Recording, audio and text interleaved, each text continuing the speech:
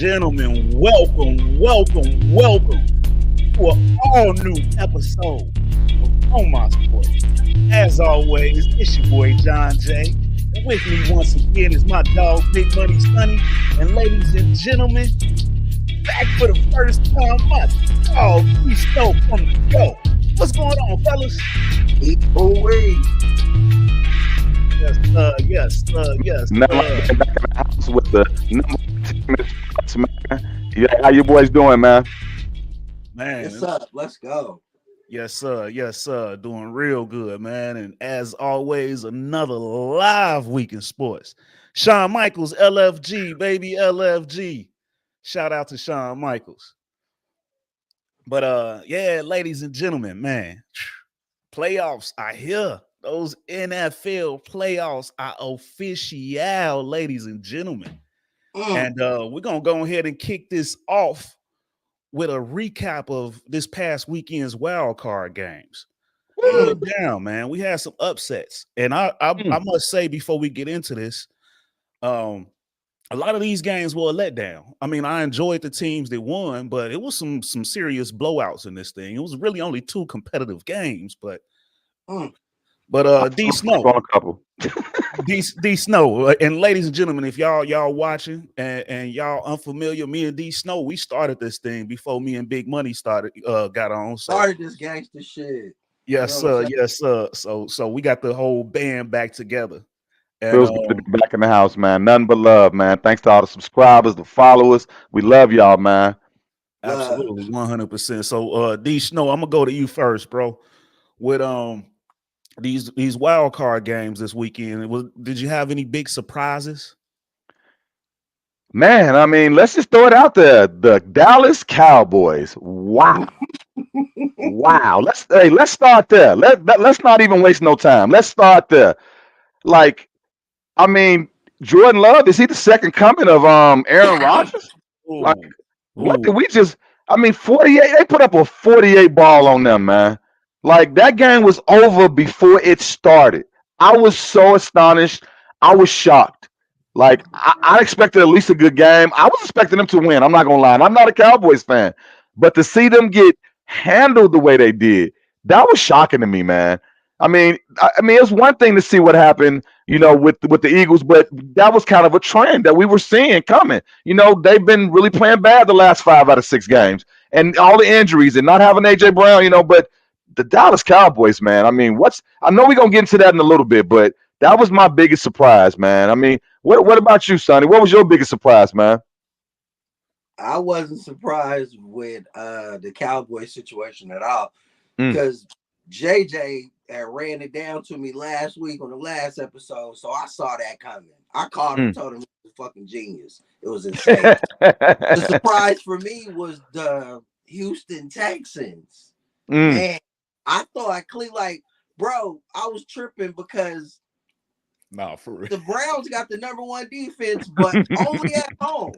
How you got the number one defense, but only at home? I didn't know that. So that was the shocker for me. 45-14. I was like, man, damn.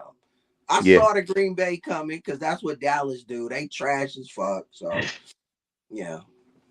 Yeah, and I gotta say for myself, I gotta agree with Big Money that that Houston game. Now, I told y'all, I said it last week that I would be cheering for Houston. That's definitely who I wanted to win, but I was expecting the vets, that defense veteran Joe Flacco, number one defense in the league. Yeah, so that surprised me how they got stomped on like they did. But I know you wanted to get into it. You started getting into it, D Snow. Let's talk about that Cowboys game. You sound like you had a lot to say about it. Hell yeah. I mean, the problem, and the thing I look at with the Cowboys, I mean, the one thing that they've been living and dying on, the one thing they've been breathing on is that defense. Michael Parsons, Lawrence, Brand, Bland, or the guy, the number 26 with the guy that had all the touchdown run backs, but this defense has been on fire all season long. And to see them be the reason why they lost, because I mean, yes, Dak did throw a couple of interceptions, no doubt about it, but he fought back, and my hat goes off to Dak. Dak, playing for the Dallas Cowboys is one of those jobs like playing for the Lakers or playing for the New York Yankees. That's that job that you're going to get scrutinized every day, every movement, what you ate, what you slept, what you pooped. They are going to be on your neck. That's how it is as a Cowboy. And to me, Dak had a great season to deal with the scrutiny and everything that comes with that job. And I feel like the funny thing is, they got it past it to CeeDee Lamb. Everybody knows it's going to CeeDee Lamb, and he still gets his. So that shows me that the game plan is there. The offense was much better this year. But I mean, I mean, did they really miss Trayvon Diggs that much? Did he really mean that much to the defense? Because they looked that was trash, bro. Like that was sad. Like just watching how they toyed with them with that run pass option. Like, oh my God, you could tell like Parsons looked like a kid lost at school. Like you didn't know where that ball was going, man. And y'all know, I know y'all saw what I saw. Hey, shout out to the Green Bay Packers. And it was a masterpiece of offense that they pulled off out there, because I think the Cowboys walked in like, oh, we finna blow them out. It's gonna be easy. It's Jordan Love's first time. And man, the Green Bay Packers came to play. Aaron Jones was fresh. He was on my fantasy team. He didn't play a lot this season. That dude was fresh, and he showed it right then. Yes. I mean, what y'all think though, man? Because you see, I got a lot to say about that. I mean, Go go ahead. Bro, you know what? You was spot on with a lot, but we live here, so they always on TV. You know what I'm saying? So my take is different on them. They wasn't shit this year. Straight up. They wasn't shit, bro. They was front running the whole time. I've been calling, I was arguing with people on here, everything, bro. They been front running. When a good team comes to their stadium, they get smacked around. The schedule makers made it to where all the scrub teams played them at home, bro. It was deceiving. They averaged 39 points per game at home, but look who they caught at home. And then look who they caught on the road, and look what happened on the road. So Damn. I saw this coming, bro. I was like, when I didn't think Green Bay, like I picked Green Bay to win until JJ broke it down. And I was like, ooh, so they are gonna get beat. It's crazy. Cause I was like, the way it's set up for them, they handed them the Detroit game, even though they lost that game. So now they get home field advantage. So I was like, okay, they'll make it to see my team, and they'll get their little prop. They can beat their little chest until they see us again, and we're going to smack them around. So they'll get to the NFC Championship. Bro, but when the game started unfolding, I was like, this is who they really are. You know what I'm saying? In Green Bay. They are who we thought they were. They were only 9-8. But look, bro, I'm finna break something down to you. When they don't get turnovers and they don't jump out on you, they average as fuck, bro. And that's exactly what happened. Green Bay hit him in the mouth, bam. Just like DeMarcus Lawrence, your boy, you say you liked him. I like him too. You remember a couple weeks ago, he was like, you hit him in the mouth and then you keep hitting him and you keep hitting him. That's what happened, bro. That's what happened to them. They kept hitting them, bro. And this is what's wrong with the Cowboys, bro. They soft as hell. They take on the personality of Jerry. They front run, and they got these high expectations, and these Cowboy fans delusional as fuck because they drink that Kool-Aid, bro. It's crazy. They really ass. For real. They a stripper in the strip club in Magic City shaking ass. That's what they really are. Straight up. Michael Parsons, it's on tape. They got him on tape. Don't block him, run right at him. You don't know what to do. Straight up. And that's what they've been doing. In the middle. They ain't got no linebackers. They secondary with Trayvon. If Diggs didn't get hurt, they still ass, bro. Straight up. I promise you, bro, they really ain't built like that. I wasn't buying into the hype. I'm mad as fuck that Brock Purdy is the starter in the motherfucking Pro Bowl and not all pro. Dak is all pro. How, bro? How? That's some fuckery right there. That's a whole other story for a whole nother day. But the Cowboys suck. Straight up, bro. And it ain't never gonna change, bro, because Jerry Jones is the problem, and you can't fire the ownership. Straight up. He might have something to do with that record. I mean, with that up schedule. What you got over there, Jay? Yeah. I mean, like I said, I when I broke it down last week, that I thought that the Packers bro, they got a cheat code on offense. They got about for real. 5 or 6, matter of fact, probably 7 legit fucking targets in For real. addition to Aaron Jones. Like, bro, they went receiver crazy the last 2 drafts.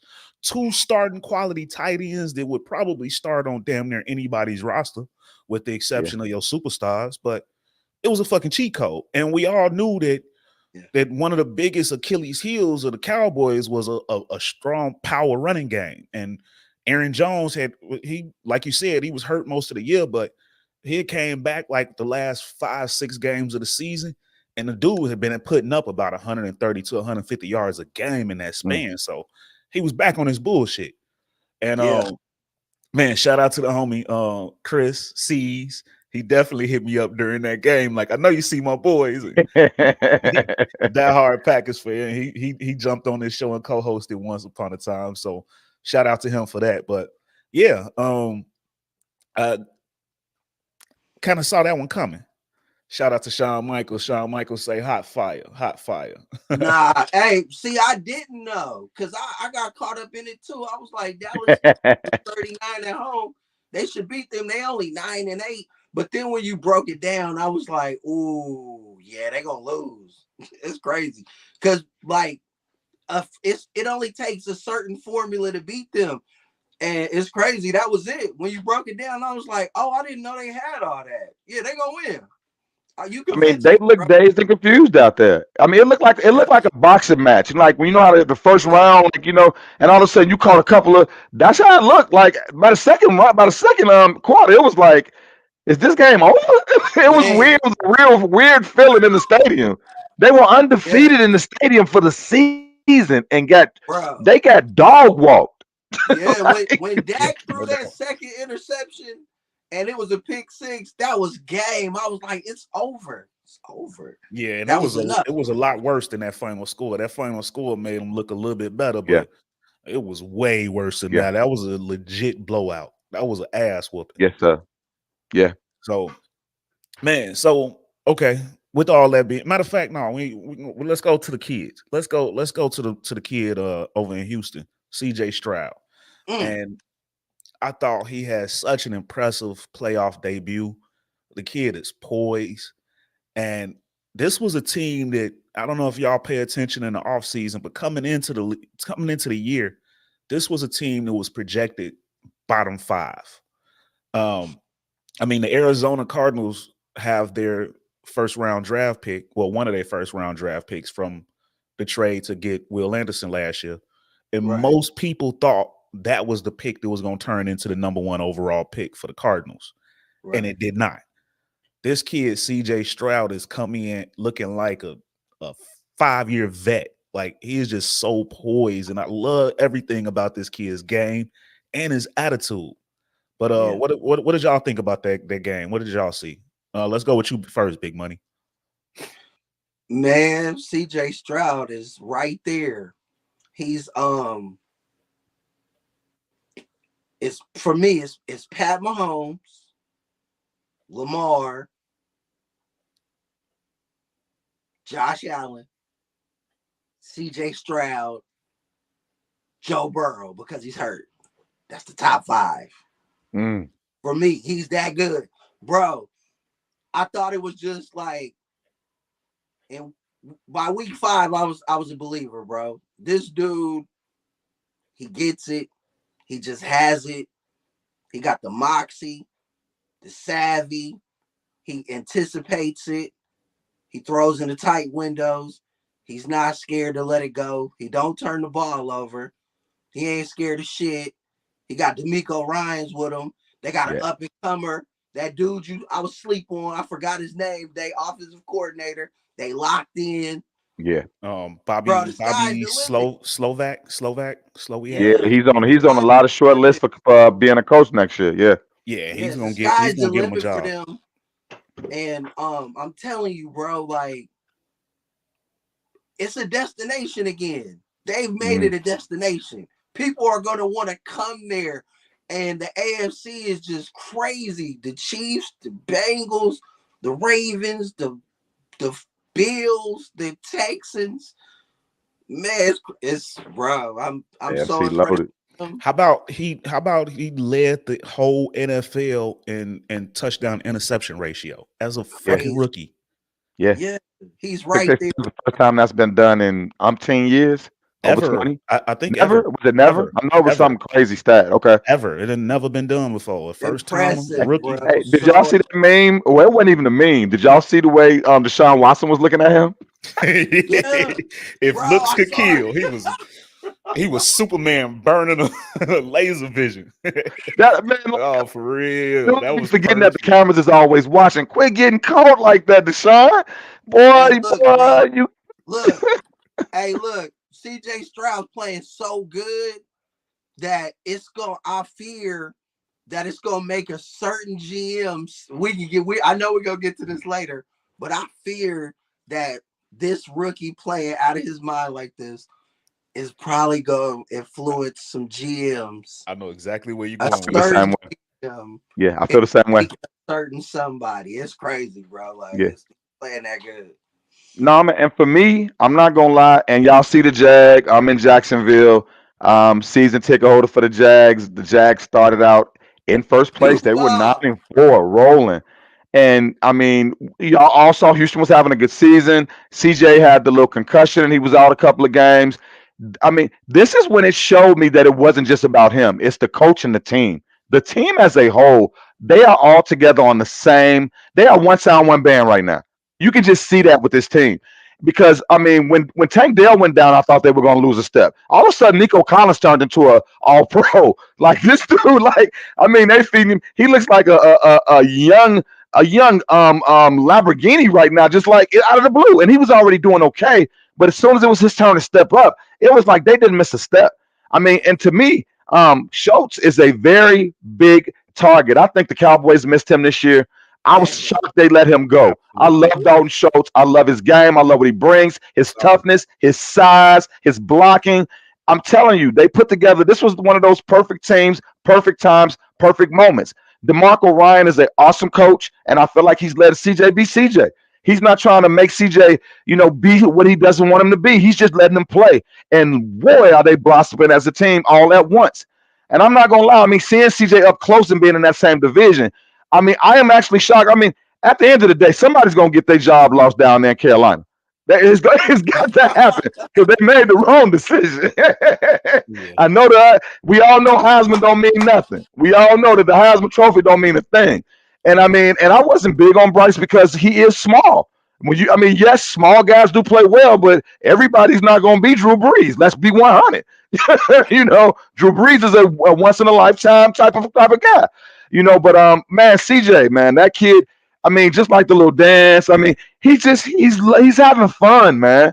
Everybody's into it. The defense is flying around for them. I mean, it's crazy to see what he could be. I mean, the young stack of quarterbacks that's coming up, the new generation of the Nexus. I mean, Pat Mahomes might have to move over. He might be in trouble. I mean, we're gonna get to that in a minute. He might be in trouble this week, but yeah, man, I'm enjoying it. I'm here for it. I'm loving seeing that because at the end of the day, I was one of those guys that didn't want to see Houston succeed because of everything that happened with Deshaun Watson and the owner, and I kind of got biased from the outside. I can't lie, but man, I'm enjoying watching them win and the excitement. It's fun. I'm excited for him, and I wish nothing but good things for that kid in his future, for real. Hey, Yeah, no that's doubt. big too. That's big of you, bro. Because I didn't know you was a Jacksonville fan.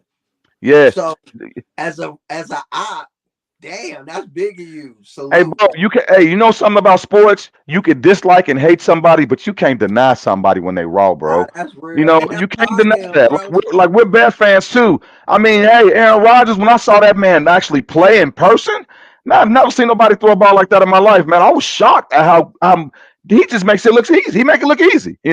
So yeah, you can hate and you can dislike somebody, but you can't deny when somebody's great. And that kid Yeah. has a chance to be I, with barring injury, he has a chance to be great.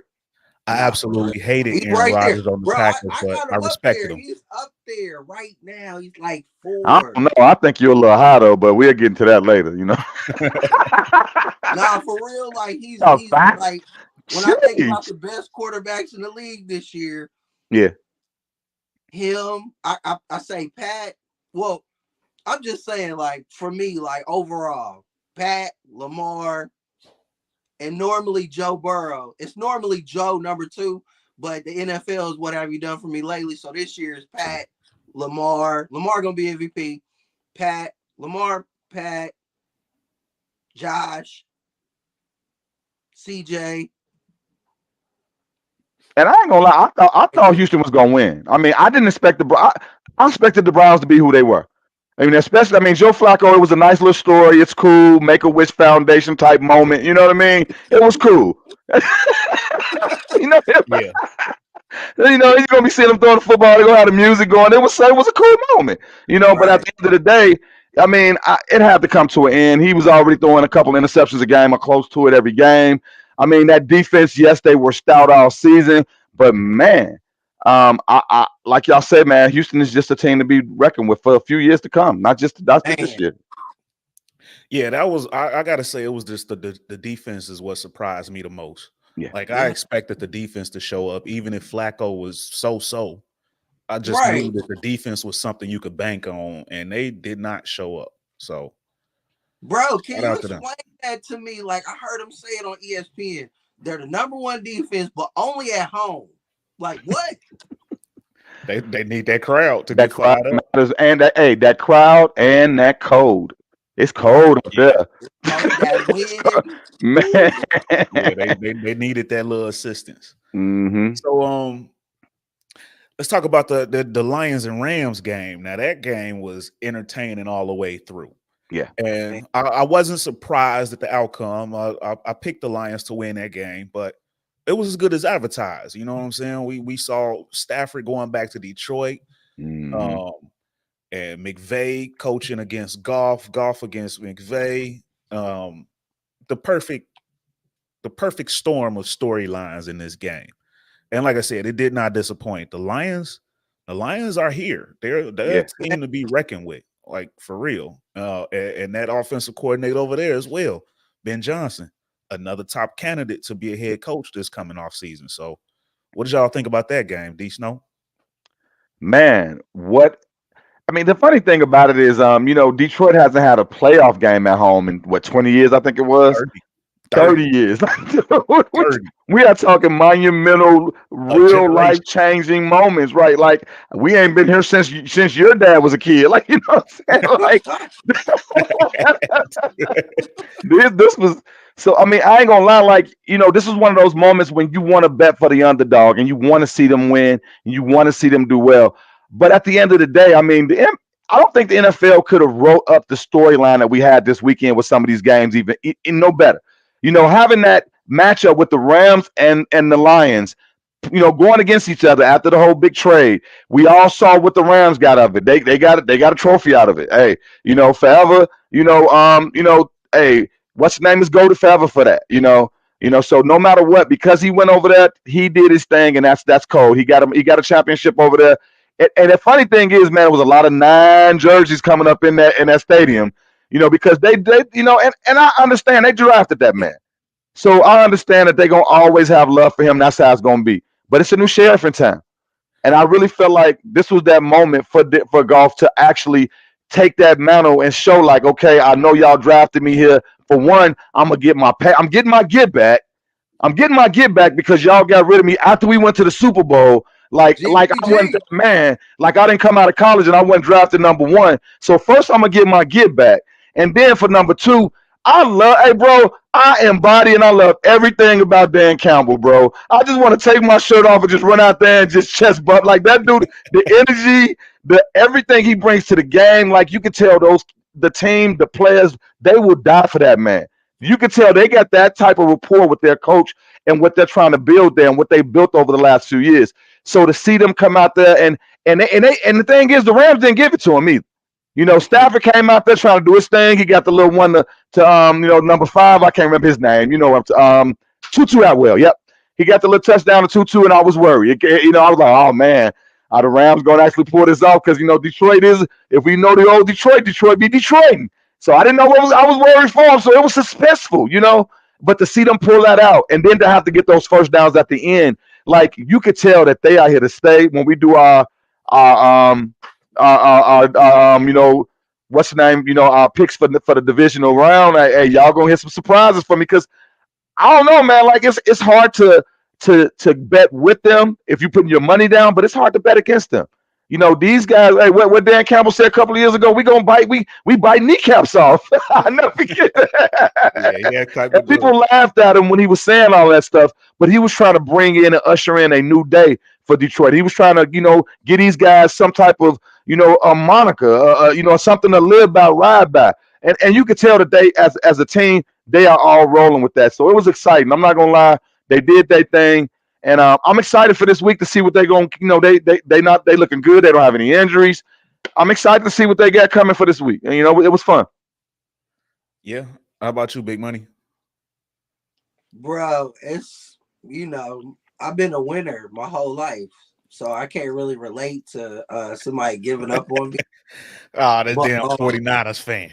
there's something about I mean, just like me, like as a competitor, throughout my sporting career, like nobody ever was like, I'm giving up on you. So it's something about when somebody give up on you, it could break you. You know what I'm saying? And it didn't break them. You know what I'm saying? It didn't. You know what I'm saying? Like one of my family members one time, bro, he didn't make the team and he was crying and I seen it and I was like, damn, I couldn't feel that because I ain't never go through that. You know what I'm saying? Yeah. I was a starter the whole time. I was a freshman on the varsity. Damn.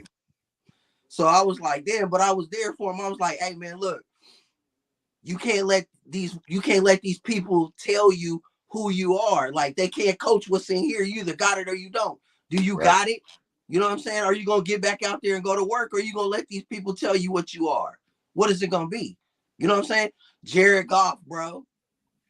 Jared Goff, ladies and gentlemen. I love everything about it. Bro, my favorite part of it was I don't know if y'all saw it, was the commercial with Eminem. When he was like, the intro, Eminem was like, Matthew Stafford. He was like, you owe me this one. Let me get this one. I rapped for you.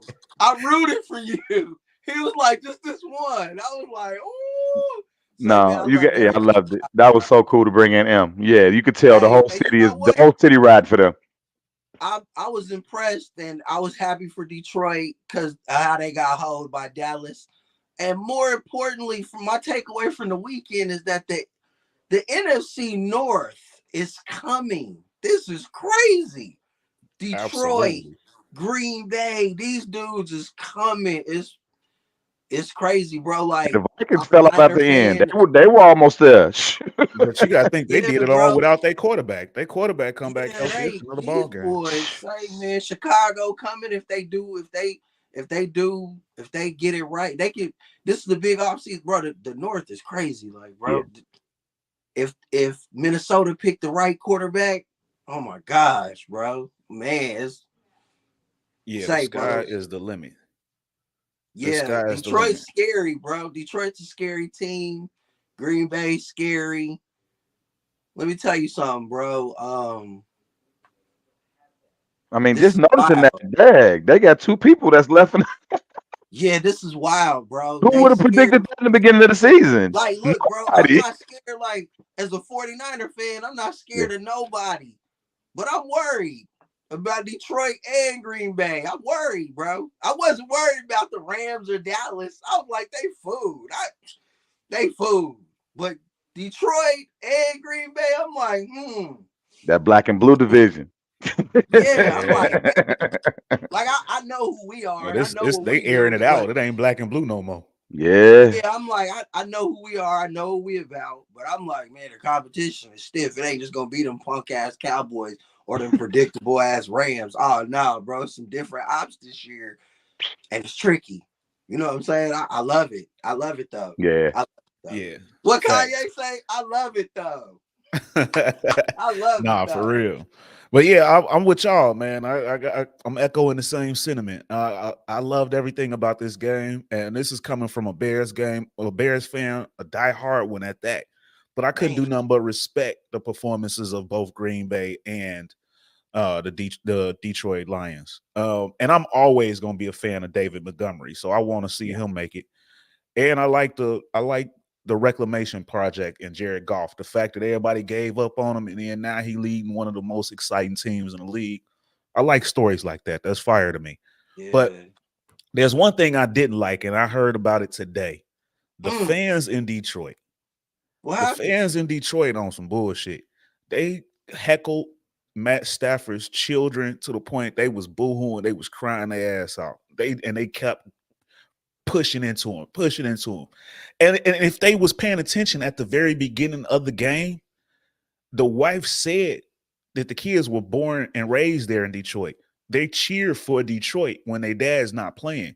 They had to ask who they cheering for that night. Like, they're Detroit fans.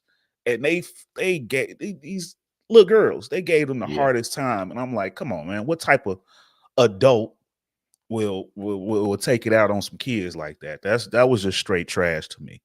But aside from that, I loved everything about that game.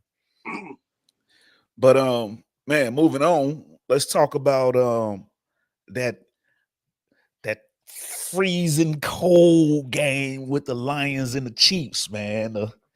I'm gonna go to you first, Big Money, on this one. What's your breakdown on that game? What did you think about it? Yeah, it's the playoffs, you know what I'm saying? And this is when the Chiefs are the Chiefs, and they look like the Chiefs, you know what I'm saying? And they was catching the ball all of a sudden. That's what I'm about to say. All of a sudden they can catch. It's crazy. But man, you know what, bro? I'm tired of Tyreek Hill, bro. I'm tired of Tyreek Hill. What Cat Williams say? What Cat Williams tell Shannon? You have an what'd he say? Oh, unnatural alliance to losers or something like that. That's how I feel about Tyreek, bro. Man, come on, Tyreek. You said you was gonna give him that work twice. In 2 games against the Chiefs, you had in Germany, you had a grand total of 8 catches for 62 yards. You the only Miami Dolphin on the squad who know how to play in that weather, and you go in there and you give me 8 catches for 60 yards. Yeah. I'm tired of Tyreek Hill, bro. I'm tired of him. I will say, and I'm gonna let you continue on. I just want to add in, but Tua was ass. He couldn't complete a damn thing. But go ahead, finish up. Yeah, that's what I was about to say. The Chiefs defense been carrying them the whole damn season, and I know they can't catch the ball, but bro, if Buffalo don't get rid of them, and they end up in that NFC or AFC title game, even if it's on the road, bro, I don't give a damn where they go. You better get them out of here. That's all I know, bro. You better get them out of here. Buffalo, y'all better get the Chiefs up out of here, because if y'all don't, we're going to look up and these boys going to be back in the Super Bowl with nothing. And it's crazy, bro. I don't know, bro. I don't know what to think about the Chiefs, bro. Just when I think they gone, I thought that I was like, man, it's over with. This is just a down year. They can't catch the ball. Here they are, bro. Here they are. It's crazy. I don't know, bro. I don't know what to think. Right back in it. What you think? My mind is telling me Baltimore should win the Super Bowl this year, but these Pat and them's lurking, bro. Somebody got to get rid of them, bro.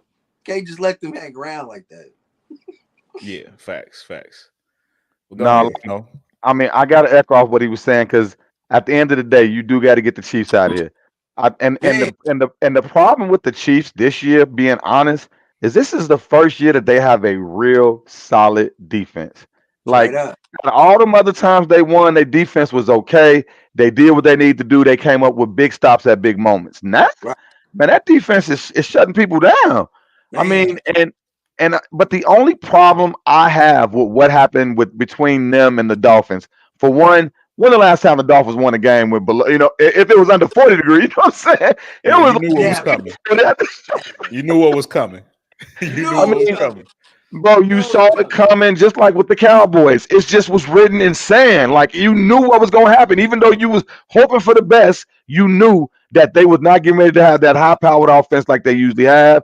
You knew Mike McDaniels wasn't going to be running around in his little jogging pants with no socks on. You already knew this was going to be a whole different environment. You knew that these boys was coming out here in the cold. And the thing about it is, Tua, this is his first full season without dealing with the concussions. So, I mean, salute to him. I think they had a great season.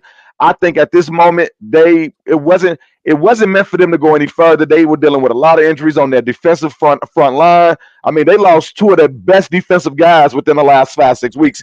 You know, if anybody out there watches the Hard Knocks, I mean, you couldn't do nothing but fall in love with the team, the players, the atmosphere. And you watch them lose Chubb. You watch them lose. I forgot the other guy. Number 5. Yeah, man. I mean, dude, they lost or whatever. Yeah, dude, they lost guys that probably would have been all pro. These guys were playing their ass off and making plays. Howard, if he had been there all season. Oh my God, dude, the injuries were really piling up on them. And then at the end, I mean, even their offensive guys were all banged up. We all know the stuff that Tyreek was dealing with, you know. So I think at the end of the day, I think the Chiefs, I think they got lucky again. You know, I think they got lucky. They really because man, if the Dolphins would have beat Buffalo, I think Buffalo would have beat them this week. I think Buffalo would have not. If they would have to play Buffalo, I think it would have been a different game.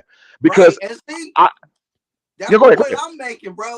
I feel you. That's what I'm saying. Like in the playoffs, you need a Lady Luck to fuck with you, and she always fucks with them. That's what I'm saying. You gotta get them out of here. Hey, bro, I promise you, it's like Mahomes with a rabbit foot under his jersey or something. Like, he got something on, bro. And Taylor Swift's at every game now, so they gonna get every call. Oh my God, bro! You gotta get them out. If I never see her swag surf again, I don't need to. They was in there. I don't know what they was doing. Oh my God, that was terrible. I did like those jackets. Hey, them jackets was fly though. The jackets that her and Mahomes' wife, them coats was fly. You know, Nike probably had them waiting soon they get to the stadium, like throw these on. No, one of the wives made them. Yeah. Oh dang. What's his name? Kyle Juszczyk from the 49ers. His wife made them. Oh, that was Juszczyk. Okay. Yeah. Them coats was raw deal. I can't lie. And them coats was raw. They can find a way to get them in the store. People will pay a bag for those, for real. Yeah. But I mean, this is the first year that we're seeing Patrick Mahomes and the Chiefs have to play against, other teams that don't get those buys. So we'll see what they made of in a couple of weeks. They didn't get a chance to just sit still and heal up. They did have an easy game. It was cold out there. I think the game this week is going to be cold no matter where they play. So, I mean, we'll see what they really are made of because, man, the Buffalo Bills, and they're on the way. Them dudes are hot right now, and they like a steam train right now. I think nobody want to see them right now. And I know we're going to get into them in a minute, but I don't think nobody. I think nobody wants to play Buffalo right now. Seriously. Yeah, they one of the hottest. They about the hottest team in the league right now. So yeah, that's a problem. But they used to play with nothing to lose. As soon as y'all saw Andy Reid out there with the frozen snot on his beard, it was over. It was over with. It was over with. Bro, I was like, oh shit. Pat cracked the helmet. That's the Mystique and aura. Here we go. Yeah. I'm like, here we go. Yeah, that's another highlight right there. They didn't make him use a timeout or nothing. He got to run over there, switch helmets out. Everybody was looking like, what the fuck? I was like, see, Lady Luck fucks with them, bro. If some shit happens, it's gonna go their way, bro. Yeah, that's a fact. That's a fact. Yeah, Josh Allen gotta get them out of here because if he don't, man. It's gonna be an epic game, man. That's the new little matchup we love to see. Burrow want to be that guy, but it's Josh Allen and Mahomes, and I'm excited. I gotta jump in for my guy Burrow. I'm with you, Sonny. It's what have you done for me lately? And he was injured this year, but I like Burrow over Josh Allen just because Burrow is less inclined to turn over the ball like Josh Allen is. See, I love that Brett Favre mentality, gunslinger, taking chances, diving. I love that excitement. I know it's a turnover prone, but man, it's exciting to watch. I love Josh Allen too, but when Joe Burrow's healthy, Joe is second and Josh is third. That's real. That's real. And that was a big deal this year. A lot of quarterbacks went down with injuries, so it'll be interesting to see next year when they all come back. Joe Burrow was think if that was Kansas City first round matchup, Joe Burrow and them coming in there. That is different. You see what I'm saying? Like it's different. Like but we all know how the NFL goes. It's all about who's the most hurt at the end because everybody's banged up. You know, every year it's going to be those injuries that we didn't expect. It's going, you know, you can't control that. So no matter what, somebody's going to get lucky. You know? Yeah, that's the fact. So yeah, like it takes a little bit of skill. You gotta be hot, and Lady Luck gotta be rocking with you. For real. Yeah, facts. So let's stay in that same lane and continue to talk about Josh Allen and their victory against those Steelers. Big Money, I'm gonna go to you. Bro, I'm echoing what the homie just said. Buffalo looked poised to go on a Super Bowl run. I'm telling you. I can see them easily winning against the Chiefs and going to Baltimore or Houston. It don't matter. Like, they could beat everybody except the 49ers, but they could beat everybody, bro. For real. Yeah, they're a huge problem. But, I mean, they played the Steelers. You know what I'm saying? They played the Pittsburgh Steelers. They get the Chiefs this week. It's just like Pat when he goes up against Joe. He got a losing record. In the playoffs, he's 0-2 against Pat. He beats Pat in the regular season, but in the playoffs, something always happens and goes Pat and them's way. So we'll see. You know what I'm saying? They look good, though, and they real hot. But they got injuries, too. And I feel like Kansas City's defense is a little bit better than them. But they got the better offense. And they at home. And we never seen the Chiefs on the road. We never seen Pat and Andy on the road in playoffs. Never. That's a huge factor, and that's a big deal. You know what I'm saying? But Pat Mahomes they said this to Pat. You know what this arrogant fuck said, bro? This is why I love Pat Mahomes. The Super Bowl is a road game. Pat Mahomes, ladies and gentlemen. He said, all we know is Super Bowl. I don't want to hear nothing else. He said, I'm the LeBron of football. I am the finals. I love it. I take a road game every year in the playoffs. Bro, he looked the lady right in her face. She was like, this is going to be your first road playoff game, and everybody wants to see how you perform. He looked like the State Farm commercial. He was like, first road playoff game, the Super Bowl's on the road. He was just playing with me. Quit playing with me, man. That's such a Pat quote. I love it. I know. Like, I need that on a t-shirt. Super Bowl on the road every year. With D Snow, let's go to you on that one. What you think? I mean, man, hey, like you said, I mean, yes, and hey, shout out to my man, Mike Tomlin, man. Another winning season, getting his team in the playoffs. None of us saw that coming. I mean, they kind of stumbled and rolled and fell into the playoffs, but I mean, they won the games they needed to win to get there. And man, it was a lot of coaching and not a lot of, good play this year. So yes, I mean, we all saw that, and let's be honest, they were in that game. It's not like they got walked on. Hey, once again, my boy had to go out there and be Superman. Because I'm not gonna lie, I love me some Josh Allen. That dude, he said, if y'all saw the after the game, the post game interviews and stuff, they said people kept telling them slide. He said I decided not to slide, and I ended up running for my longest touchdown ever.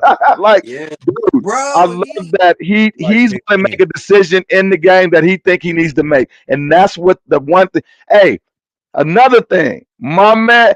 Hey, what do we got to say about the comments that my man had a couple of weeks ago about game managers and guys that are real quarterbacks? Man, when Cam said that, it was a lot of uproar. But man, a lot of those game managers are at home right now. And it's kind of crazy that he said that, and I know he's sitting at home like, yeah.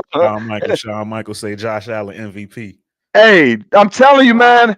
Hey, the only reason why Josh Allen won't get a chance to be the MVP is because of the turnovers. If he didn't turn off the ball as much as he did in the beginning of the season, he would have a chance to be up there. But the turnovers are hurting him. And I mean, Lamar Jackson had a crazy year between him and CMC. Like, them dudes, their seasons were crazy.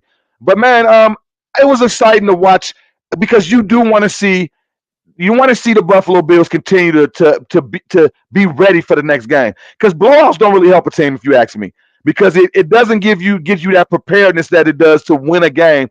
And right now, every game they've been winning games. Josh Allen is finally not turning the ball over in the red zone. Josh Allen is finally making good decisions. All of a sudden, he has tight ends, 2 of them. You know, like, I mean, man, he's cashing in, and that's what I'm looking at. Like, oh my God, he's just going to Diggs sometimes when he needs to. Diggs not getting double teamed as much as he used to. Guess what? That is opening up. Oh man, watch Diggs don't go crazy probably this game because now you have to account for other things. Devin Singletary's playing well. Hey man, things are really shaping. Like my man said, things are shaping up for the Bills to go on a run, and it's gonna be exciting to watch. You know, they did have an easy little test, but I'm excited for this week, man, and I can't wait to talk about our picks, man. I'm excited, man. Y'all already know where I'm going. And you know what else? You know what else is underrated about Buffalo? When everybody was in an uproar when they fired Ken Dorsey. This new offensive coordinator, he's putting the ball in Cook's hands and he's making shit happen. And like you said, they relying less on Diggs and spreading it around, and Diggs is still gonna get his. It's crazy. Like, yeah, they dangerous right now, bro. Like, yeah, they could win it all. I promise they really could, bro. Yeah, Josh, this could be the year. Josh is like, I'm that nigga this year. Like, this could be his year, bro. But it could also be the year, like it always is. He runs in the pack. Yes, that's game of the week. No, that's game of the week. And it's a lot of good games, but that's game of the week. That's game of the week. So, last but not least, those Tampa Bay Buccaneers with the thrashing over the Philadelphia Eagles. And shout out to Baker Mayfield. See, y'all laughed at me when I gave Baker Mayfield a shout out a few weeks ago. I told y'all he found him a spot. But what did y'all think about that game, man? Snow, I'm gonna go to you first.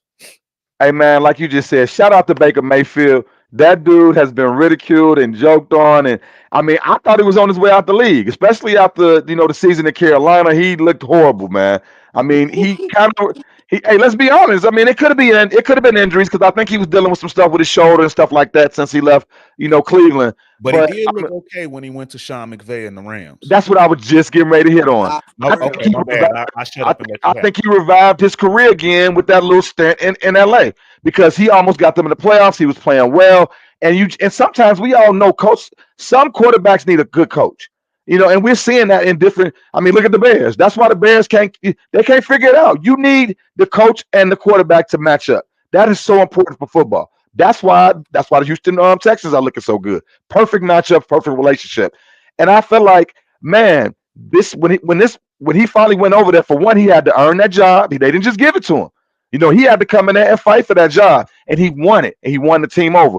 Because let's be honest here. I mean, I could go out there and throw the his wide receiver core is so dirty, bro.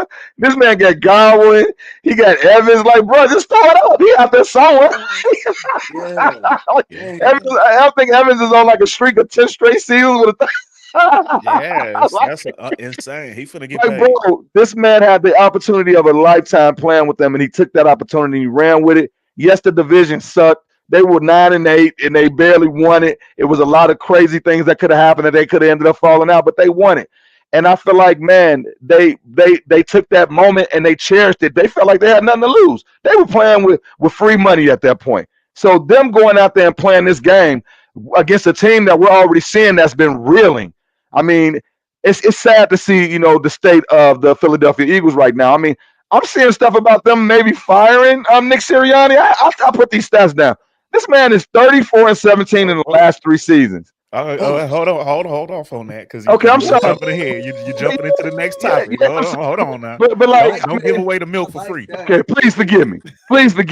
But I mean, I just think it's crazy to see what has happened with them, and I think I blame it mostly on injuries. I blame it on schedule because if you go to the Super Bowl, you're going to have the second or the first hardest schedule to do. And in the NFL, we know how tough it is to get back. This is something that's been proven over years through the metrics, through the numbers, that it is hard to continue to make it back because you're playing against the best teams and they all bringing their best A game to you. And we all know that the championship, they went through 3 fights playing against the Dallas Cowboys twice and that San Francisco game. Those games beat them up bad, and then we all know that. Hey, dude, and they beat KC, and it was barely. But And I they think, play Buffalo. And they hey, play dude, Buffalo. that's why what I just say, bro. Yeah. What did I just say? That schedule beat their ass. That schedule was literally built the ass for them, and it beat them up. It beat up their quarterback. This man got dislocated fingers. He got on knee brace. That man, my man was going out there limping on the field. So at this point, they needed to go home. I don't. This was going to happen one of these weeks, and it was just this week. It was time, you know. But I mean, it's sad, but it was a tough season, man. Salute to them. Hey, winning 12 games in a season is not easy. I think it was 11 or 12. But to do that right after making it to the Super Bowl and almost winning the Super Bowl, I mean, they'll be right back next season, you know. But it was tough. I think it was a combination of different things that beat them up, and it just set it up perfectly for Baker Mayfield and Tampa Bay Bucks to just knock their head off for real, you know. It was. I mean, the way they put in that work on them, it was just they fine tuned them. You know, it was like, all right, let's just go ahead and get y'all out of here, you know. Perfect storm. Big money. You got something to say about that one? Yeah, I saw that one coming a mile away. Like, Yeah, shout out. You did mention it. You were sure yeah, about that one. they I said it last week. Dre Greenlaw, when he slapped Dom, they ain't been the same. They ain't been the same since Dre Greenlaw slapped Dom, the security guy. They just been out of And whack. he hasn't been allowed to come back on the field since then. Yeah, like a lot that night when they played us, like a lot got exposed that night. You know what I'm saying? The skirt got pulled up, you know what I'm saying? And that pussy came out. And what happened was they really ain't the same as last year. That offensive defensive coordinator, Shane Steichen and them, you know what I'm saying? That's what hurt them. See, I think that's what really hurt them. Because I think last so. year, what they did was the offensive coordinator, he ran Jalen Hurts like a motherfucker. So they loaded the box. And then when he saw that, he hit him. And there was a lot of little quick posts and slants, little elementary shit. You know what I'm saying? So it really wasn't that intricate, but they ran first. And this year, that element was gone and they had to play a different brand of football. And then they fucked around and made a change defensive coordinator in the middle of the season, which you never do. And everything was just out of whack. They lost their identity. The whole philosophy switched from last year. I don't think the schedule had nothing to do with it. They was 10-1 and Pat Mahomes and them damn near win the Super Bowl every year. They play everybody and they be right there. So, you know what I'm saying? I feel like more than anything, it was they lost their identity and, you know what I'm saying, injuries and Jeffrey Lurie and them erred on the defense. You know what I'm saying? They let the key free agents go and they relied on Bradbury and them suckers in that secondary. You know what I'm saying? I felt like it was just a lot of that. Like they were still a good team. They was 10-1. It was just that San Francisco game. Like bro said, it took a lot out of them. They got beat the fuck up that night. Big play Slade disappeared over the last 3-4 weeks. And we knew Jalen from the Hurts jump got that they hurt got to that tighten up night. that secondary. That was the night Jalen Hurts hurt his knee, and it's for me like he wasn't moving the same. Like Jalen Hurts is mobile, and he's run first and pass second, and that's just not to say that he can't throw, but that's the game. That's his game. You know what I'm saying? If he's That's what running, opens up the throw. Yeah, that's what opens up right? the If throw he's because you're running supposed to get first, that run. Yeah. if he runs first, then you got to stack the box, and he gets one-on-ones everywhere. He got you, but when he got to drop back and traditionally play quarterback, you know what I'm saying, they struggle a little bit. Not to say that he can't do it, but the percentages go down a little bit. But yeah, I saw that one coming, but not like, you know, I thought they would put up a better fight than what they did, but And yeah, they don't couldn't wait forget to get to the that offseason. chemistry with AJ Brown has just gone completely Yeah, away. once AJ went down, it was a wrap, bro. Yeah. Straight up. Yeah. So, okay, now moving along. Now's your chance, D Snow. And since you started, I'm gonna go to you first. But with everything that went down with the embarrassing losses for Dallas and Philadelphia, both of the NFC East teams, should the Cowboys and the Eagles move on from their head coaches? So I'm gonna start with Dallas. With Dallas, I truly believe that I mean there's no reason to move on from Mike McCarthy yet. Reason I say that the offense looked a lot better this season. Dak actually looked revived. I mean, he looked a lot better. He looked a lot more poised in the pocket. He actually started to run again. The one thing that made Dak a good quarterback, the reason why he was always in the MVP talk before the injury was because of his feet. And that changes the game, just like how we talked about with Jalen Hurts. So I really like what I saw with the offense. I like what I saw from the team. The team is going in the right direction. The thing about the Cowboys, they just got everything against them. We all know that. They got the Stephen A's of the world. They got, this like the world is against them ever making it again. So it's like, it's gonna always be it. It's gonna always be like that. But at the end of the day, I feel like Mike McCarthy, he deserves another year. I don't think they should make any moves. I think they gotta bring back the whole team, work on probably the holes that they need to work on the line. We know the trenches is the thing that matters. They did deal with some injuries here and there. And I think another season of of that defense growing together, getting back Trayvon Diggs, I think things will change for them. I don't think they should make a move yet. I mean, but hey, I mean, they did give up 48 points to Jordan Love. So I mean, we need. I mean, because the thing, okay, because we've been hearing all this stuff about that. Their defensive coach might be a front runner for all these jobs. I mean, hey, that didn't look good, man. But I think they should sit put. I'm gonna stick with that. I like what I saw with Dallas this year.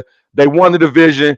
I mean, I think that's to defy him after winning the division and everything they went through this season is crazy to me. That's crazy. That's just how I feel.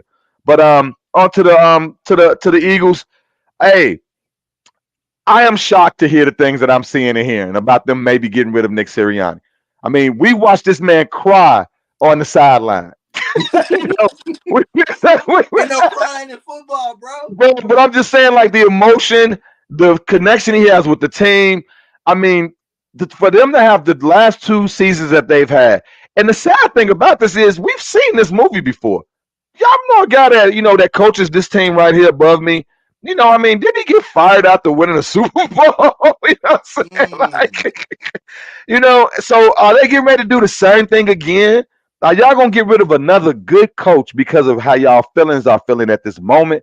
When we all know that once all the feelings die down and things start to get better, you want to reassemble and look at your pieces. And Nick Sirianni's a good coach, like I was trying to bring up, 34-17 in the last 3 seasons. This is the NFL we're talking about.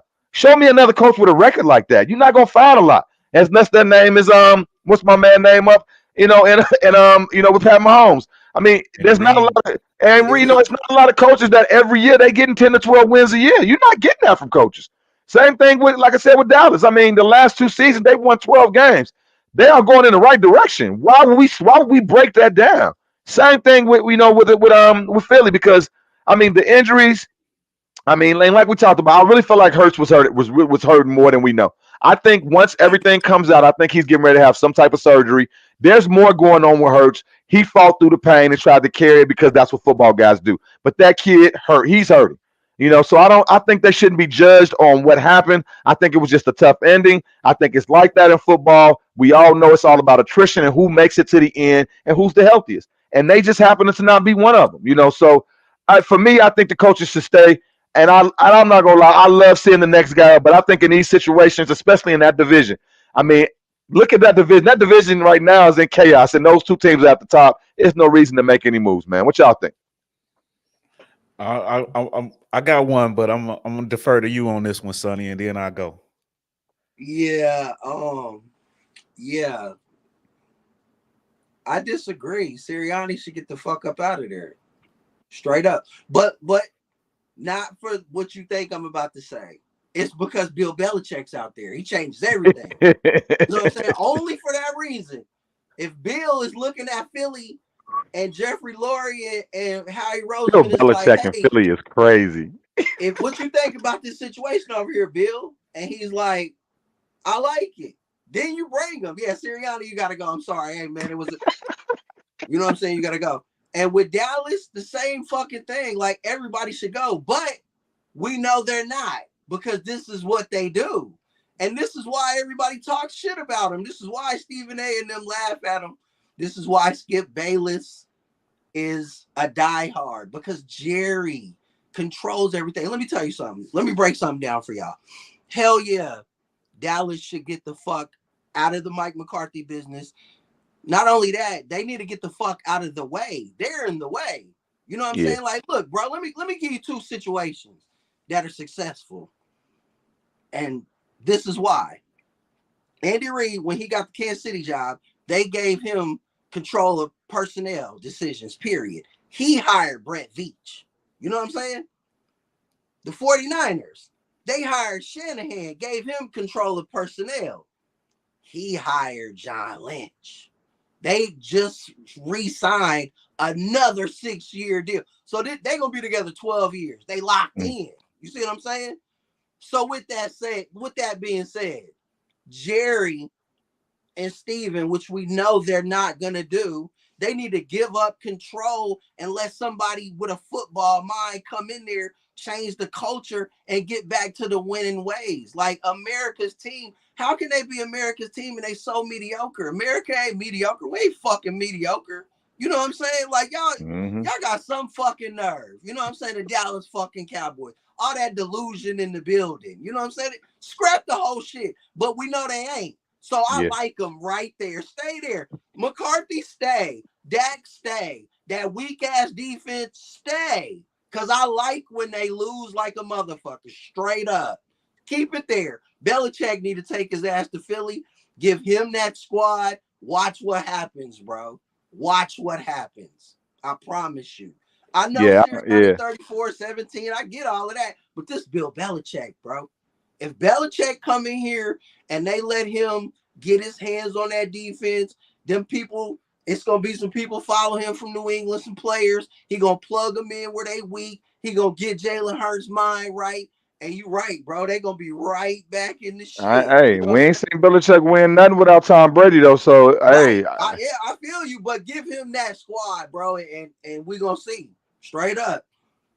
Dallas ain't gonna do nothing, no. They need to do something, but they ain't gonna do nothing. But I like it though. I like it. I like that everybody gonna be like, oh, like, bro, it's insanity.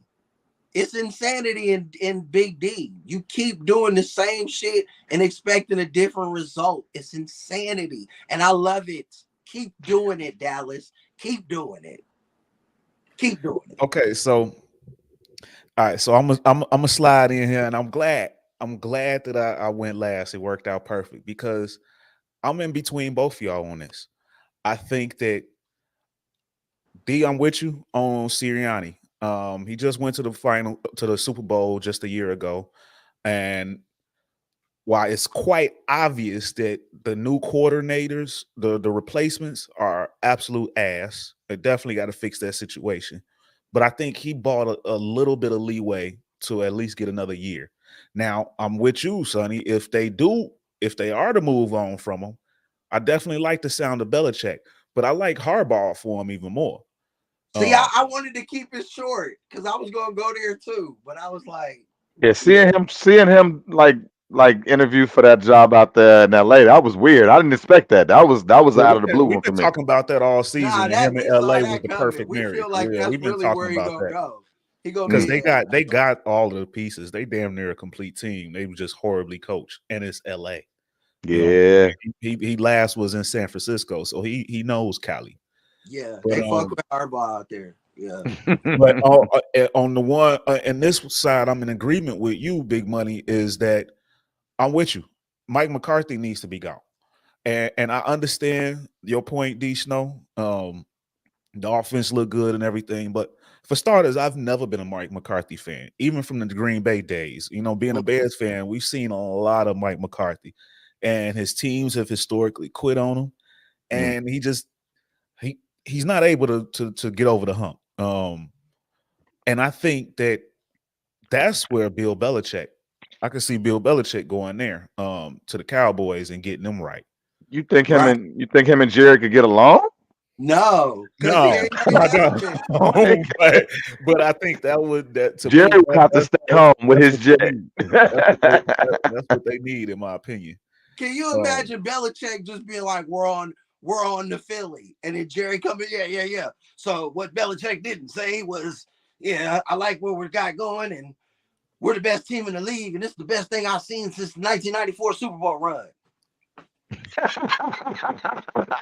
see what I'm saying? Like, how does that work?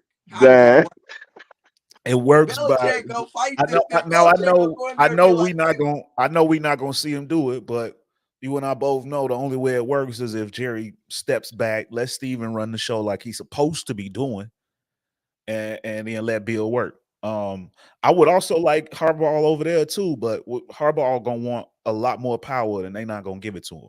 That's something that the Chargers are gonna be willing to give him. Because Harbaugh like to order his own groceries, as they say.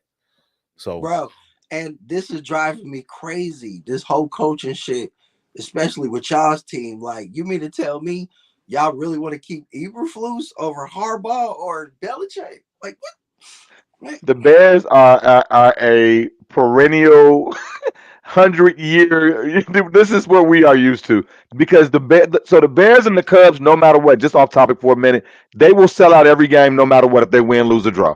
That's just how it is in Chicago. The Bears and the Cubs, they sell out every single game, every single season. So that's the problem. It's the fans. So. I think and you know we've been talking about Harbaugh all season long, and I would have loved for us to been able to get Harbaugh. But one thing I say about the Bears, they not giving up all that control. They're just not. And Harbaugh is going to want to be the GM. And I like our GM, Ryan Poles. Now, I like Poles too. And I told you beforehand that I didn't think they was going to move on from Eberflus. And I'm not mad at it, although I wanted Harbaugh. That was my dream scenario. But I understood it because you were a 3-14 team this year, and now you went up to 7 wins. You more than doubled it. And last year, they completely wiped out that entire roster. So you starting over again, yeah. I understand it. Justin Fields with Belichick. There's a possibility that could happen. We're gonna get into that. There's a strong possibility that could happen. But yeah. So I think that the Cowboys absolutely need to move on from their coach, and the Eagles. I think that he's at least bought himself another year about getting to the Super Bowl, but he's gonna have to pick some better coordinators this year, man. Because we saw Shane Steichen go to Indiana and. Yeah, they almost made the playoffs. Exactly. With Gardner Minshew. With nobody. They might win the division with Anthony Richardson. That's crazy. So yeah, shout out to them. But okay. So now y'all know what time it is. Moving on to next week and this divisional round preview. So we got, let me pull up the schedule. So we got the first game will be January 20th at 3:30. The Texans at the Ravens. Oh, wait. Let's go. Let's big money. Let's start off with you on this one. Give us your breakdown. How do you think this one's gonna go? Who you picking? Woo! Say, I want to say Baltimore is gonna win this game. I am gonna say Baltimore is gonna win this game, but it's not gonna be, man. I don't feel confident going against CJ Stroud, bro. All the rest of these matchups got some potential. Like Lamar and them supposed to win. The Ravens are supposed to win. They're the number 1 seed. They rested. Lamar's healthy. We ain't seen him in a couple years in playoffs. I'm excited for it. We're expecting big things. But in the playoffs, more than anything, it comes down to quarterbacks and throwing the ball. Do I trust Lamar throwing the ball over CJ Stroud? This year I do. This year I do. Because Lamar got weapons. And Mark Andrews is back, allegedly. I like the emergency. I hadn't heard that. That's what I'm hearing. I'm hearing that too. Okay. I like that. I didn't hear the injury report. So so he's practicing, bro. He's cleared, but we don't know if he's playing, but he might play. I like the emergency likely. Odell, Flowers, Bateman, Aguilar, shaky, but he's there. I like that they added Dalvin Cook. I like the defense. I think CJ Stroud comes back down to reality. And I think the Ravens win 31-24. It's a close game. Oh, you always give me. You come with those scores. I don't be I don't be. I don't be thinking of an actual score. I just pick my teams. But okay, I Right. like it. I like it. These Snow, what you think? Man, like he just said, I mean, so I look at it like this. I look at the Houston Texans as a 49ers type of team. They got that same type of West Coast offense, defense flying around, good coaching. Hey, that's their coaching tree. I'm sorry, Dag. Yeah, that's their coaching tree. So that's why it's the same type of game. But and to me, the way I was shocked at the way that the Ravens handled the 49ers a few weeks ago. That shocked me. I thought that was going to be a way better game. And the way Yeah. that went, and for basically the Texans to be like a little brother type of same type of 49ers team, this might be a route, y'all. Ooh. Roquan Smith and that to me, yes, to me. Now I'll say this. Now the Browns were, I think, statistically the number one defense in the league, but to me the best defense in the league was the Ravens. You don't want to play against those guys. When you talk about hitting somebody in the mouth, they trying to hurt you every tackle, every like, and look, and everybody shaking their head at the same Nah, time. hey, for Bro, them I dudes, agree. Roquan Smith and them boys, they bringing the lead every single time.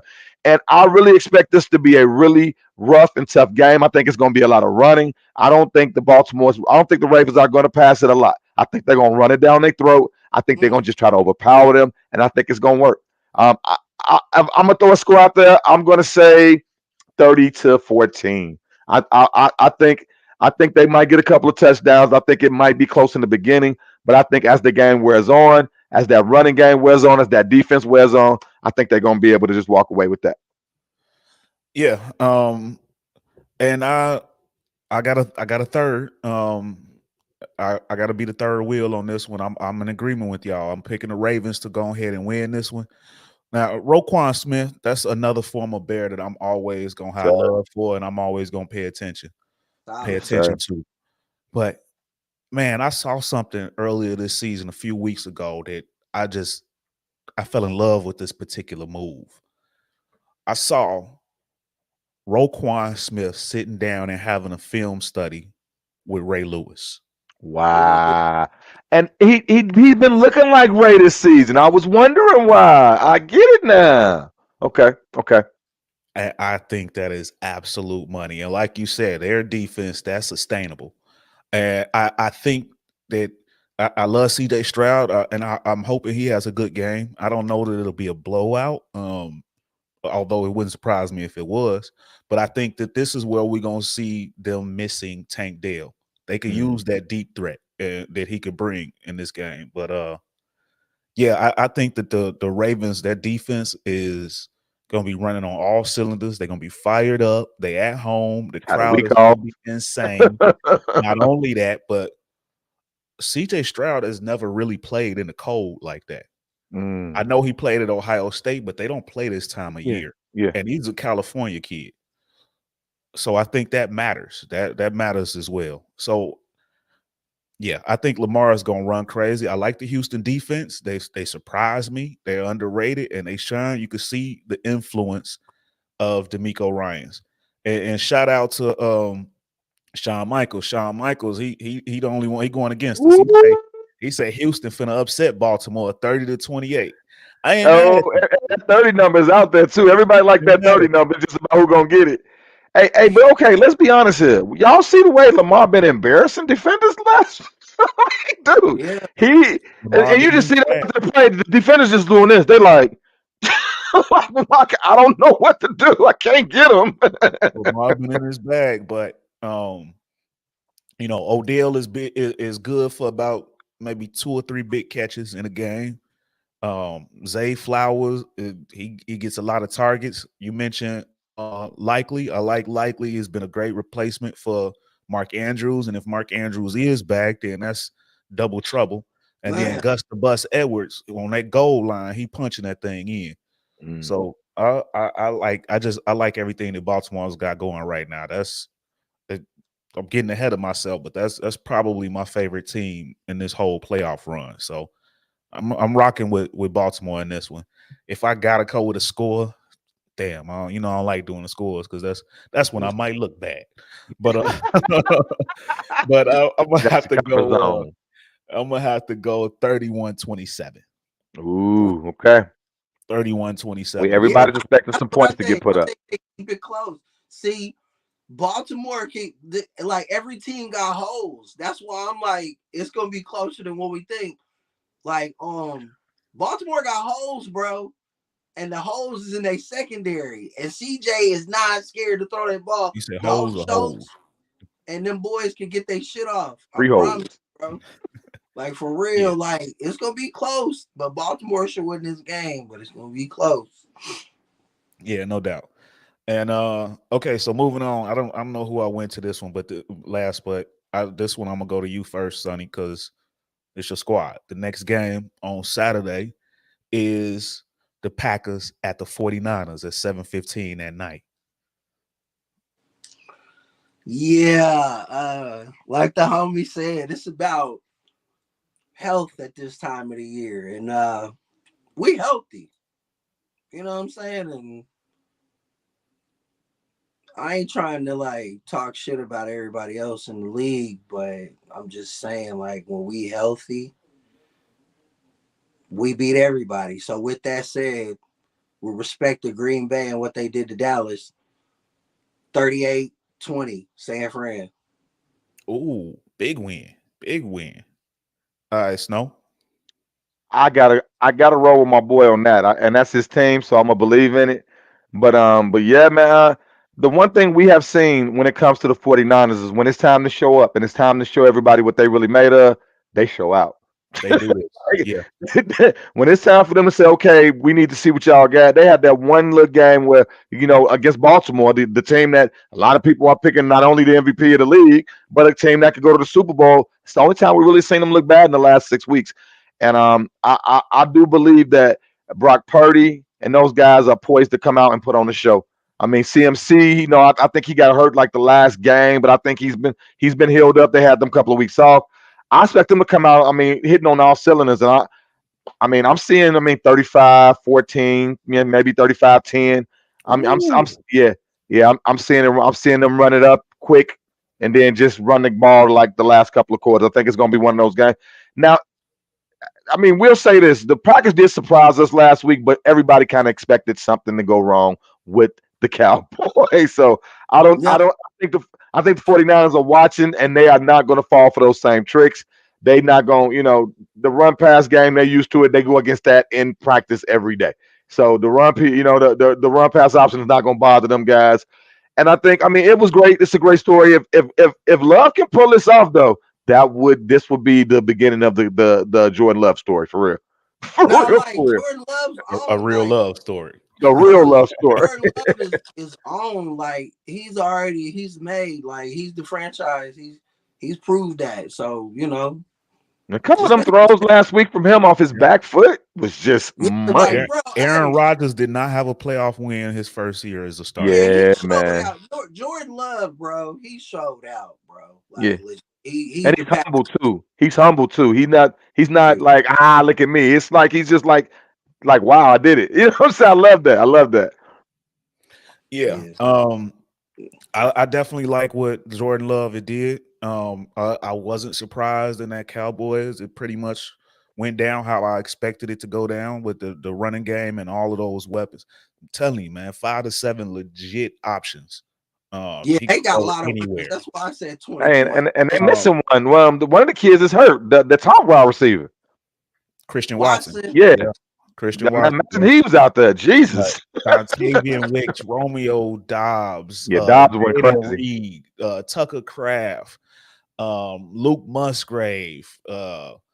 And if Watson is there, that's 6 names I just said, and not even counting the 2 running backs. That's not enough ball for everybody. And look, and Aaron Jones is their number 1 offensive piece. So if he going, that just opens up. So it could end up being a good game. We'll see. And go ahead. What you think, man? But yeah, with all that being said, I'm still gonna have to ride with the vets that's been there, the Niners have a deep roster as well. They got a lot of weapons that they can use as well and can go in a lot of different directions. But the difference between these two, because I like even both of their play calling, they both got some maniacal ass play callers. But No the doubt. difference between these two is that Niner defensive line.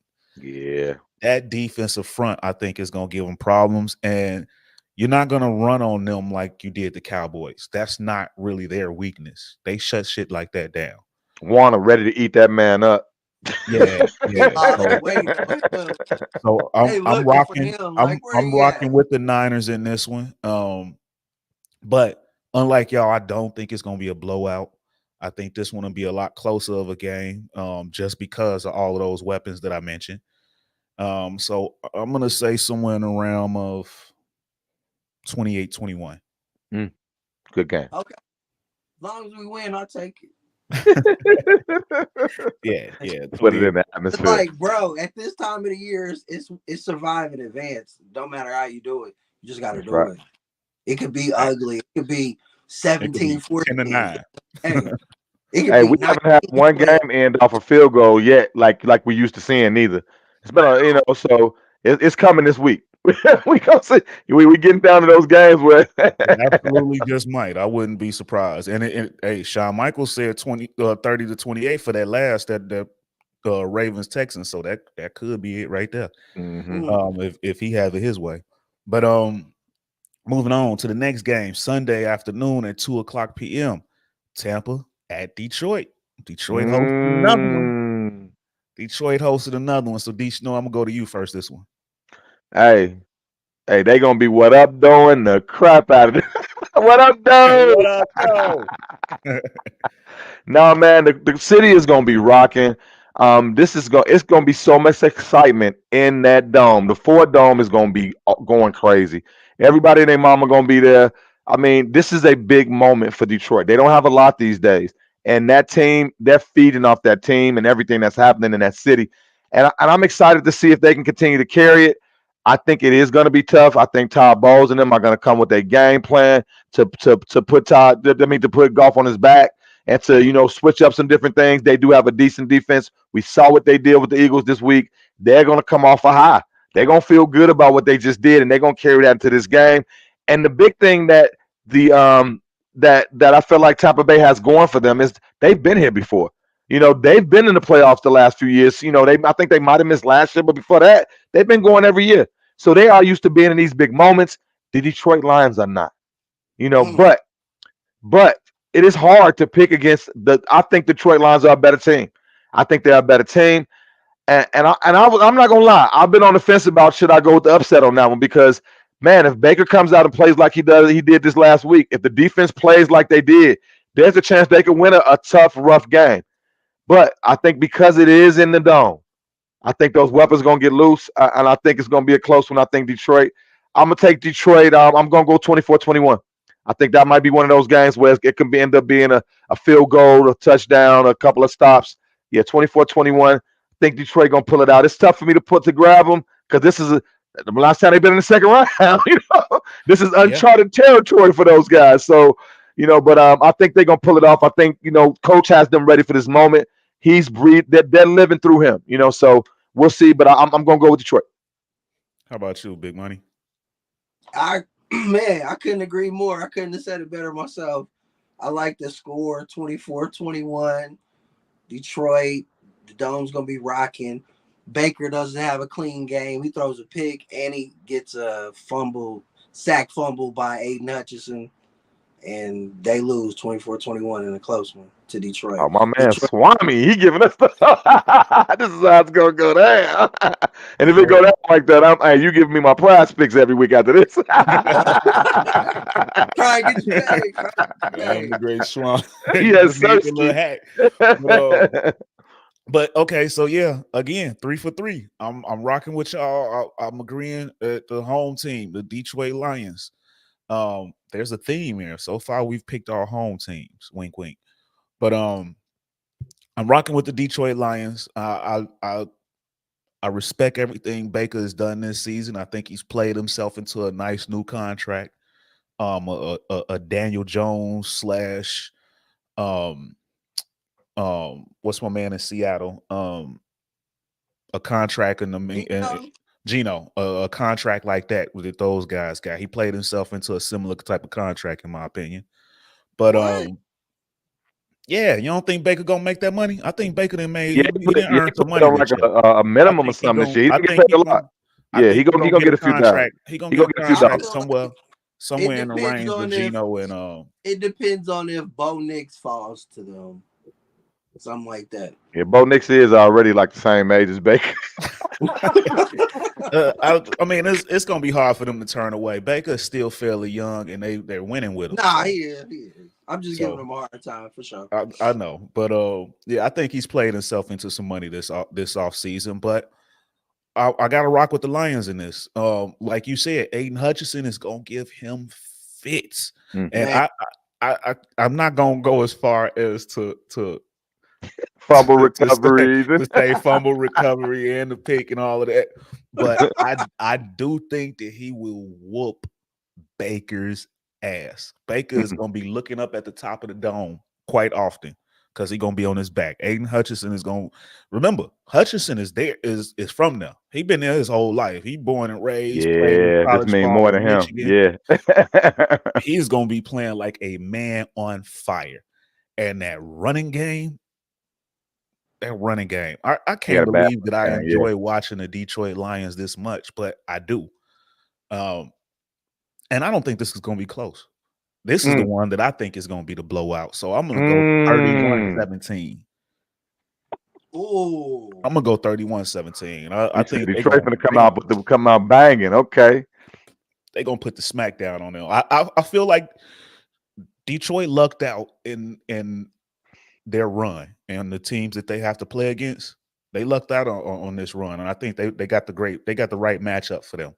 And yeah, I think they're gonna run through Tampa. So, last but not least, the final game of the weekend, prime time. Woo. Well, it's at 5:30 on a Sunday. That's not really prime time, but KC at Buffalo. Let's go, Big Money. This is where the disagreement. Yeah, I feel that it's gonna be a disagreement here. Right I agree. Yep. This is where everybody goes their separate ways. Right here.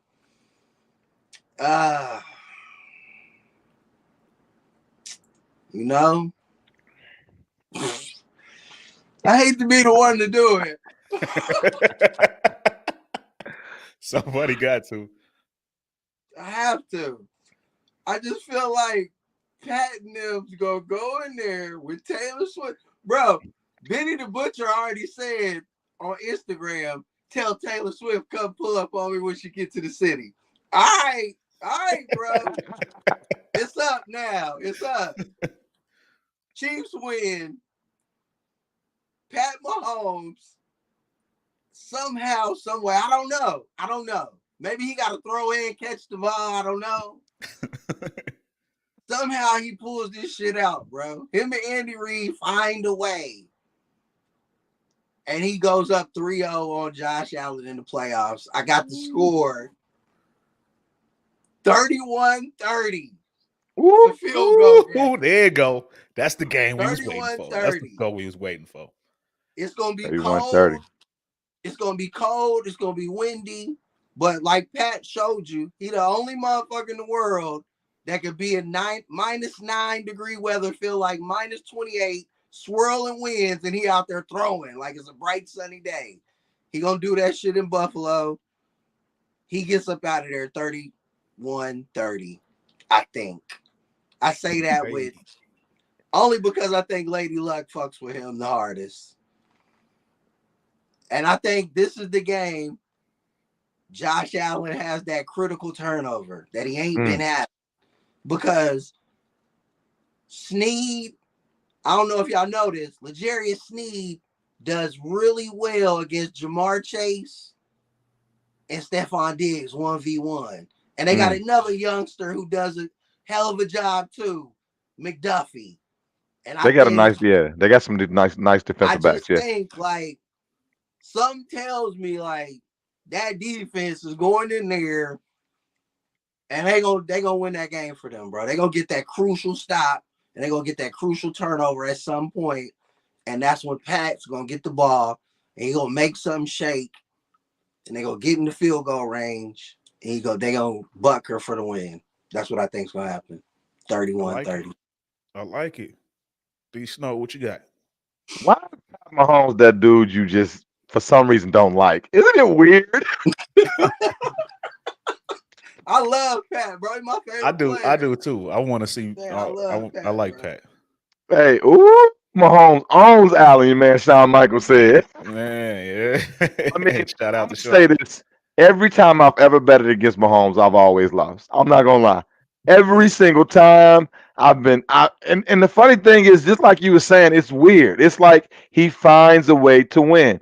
It's not pretty, it's not sexy, but he finds a way to win. And it's methodical. It's weird. It's like, how did they do this again?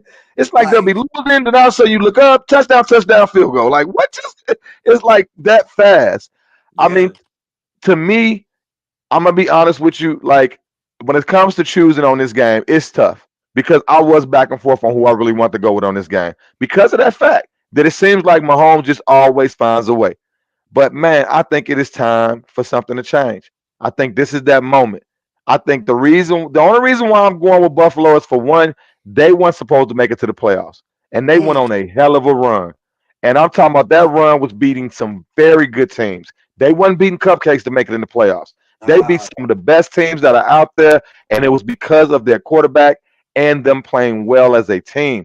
And I feel like he wants this more than Pat Mahomes is gonna want this game. Pat Mahomes loves to win. He doesn't like to lose. But man, I don't think Josh Allen wants to go down 3-0 to this man. I don't think he wants to walk out of that stadium saying, I lost to him again. I think, especially for the fact that they got them at home now. So this is a chance in our stadium for us to finally step up and take this mantle. And I think Josh he's been through a lot this season with the turnovers, people having a lot to say about him. Is he elite? Is he good enough? Should he have this kind of control with the ball? And I think this is their moment where he finally gets to come over and he gets his first win. I don't think it's going to always happen. I think the combination of the road game, the weather, and I think we're finally going to start to see those drops from Tony and them again. I was actually shocked. They was catching the hell out of that ball last week. And every time, and except for Tony, don't you sacrilege, don't you put Tony name, his sucking ass. Tony wasn't a part of it. Every time they throw the ball, he got hurt in the locker room on the way out. Watch it drop. I think the Butterfingers are back this week, man. It's gonna be cold out there. You know? But my score, you know what? Bro, it could go like that. Like, if it goes like that, I wouldn't even be surprised because that's how the season went for them. But hey, I'm gonna go 27-24. I'm gonna say it's tied up. I think Josh is gonna take that ball down, field goal for the win. I'm going with that, and we're not going to overtime. I think they're gonna get it. I think this is gonna be the game of the week, though. I think this is gonna be the one that everybody talks about for a few years to come. It's gonna be that type of game. It's game of the week, definitely. Nice. I'm telling you, like. And that's why I took Pat, because, like, I trust him more than Josh in these moments. Like, he been there. Like, Haason Reddick said he was down 10, bro. And he came in their locker room on one leg in the Super Bowl and told him to his face, strap your chin strap on because it's going to be a long game. And then he went out there, proceeded to whoop their ass on one leg. So, yeah, like, I don't trust Josh Allen over Pat Mahomes. Not yet. And look, y'all better catch. That's what I'm saying. Like, bro, you better catch Pat Mahomes right now when he has nothing. Oh, yeah. No, that's my thing too. It's not Pat I don't trust. It's his receivers.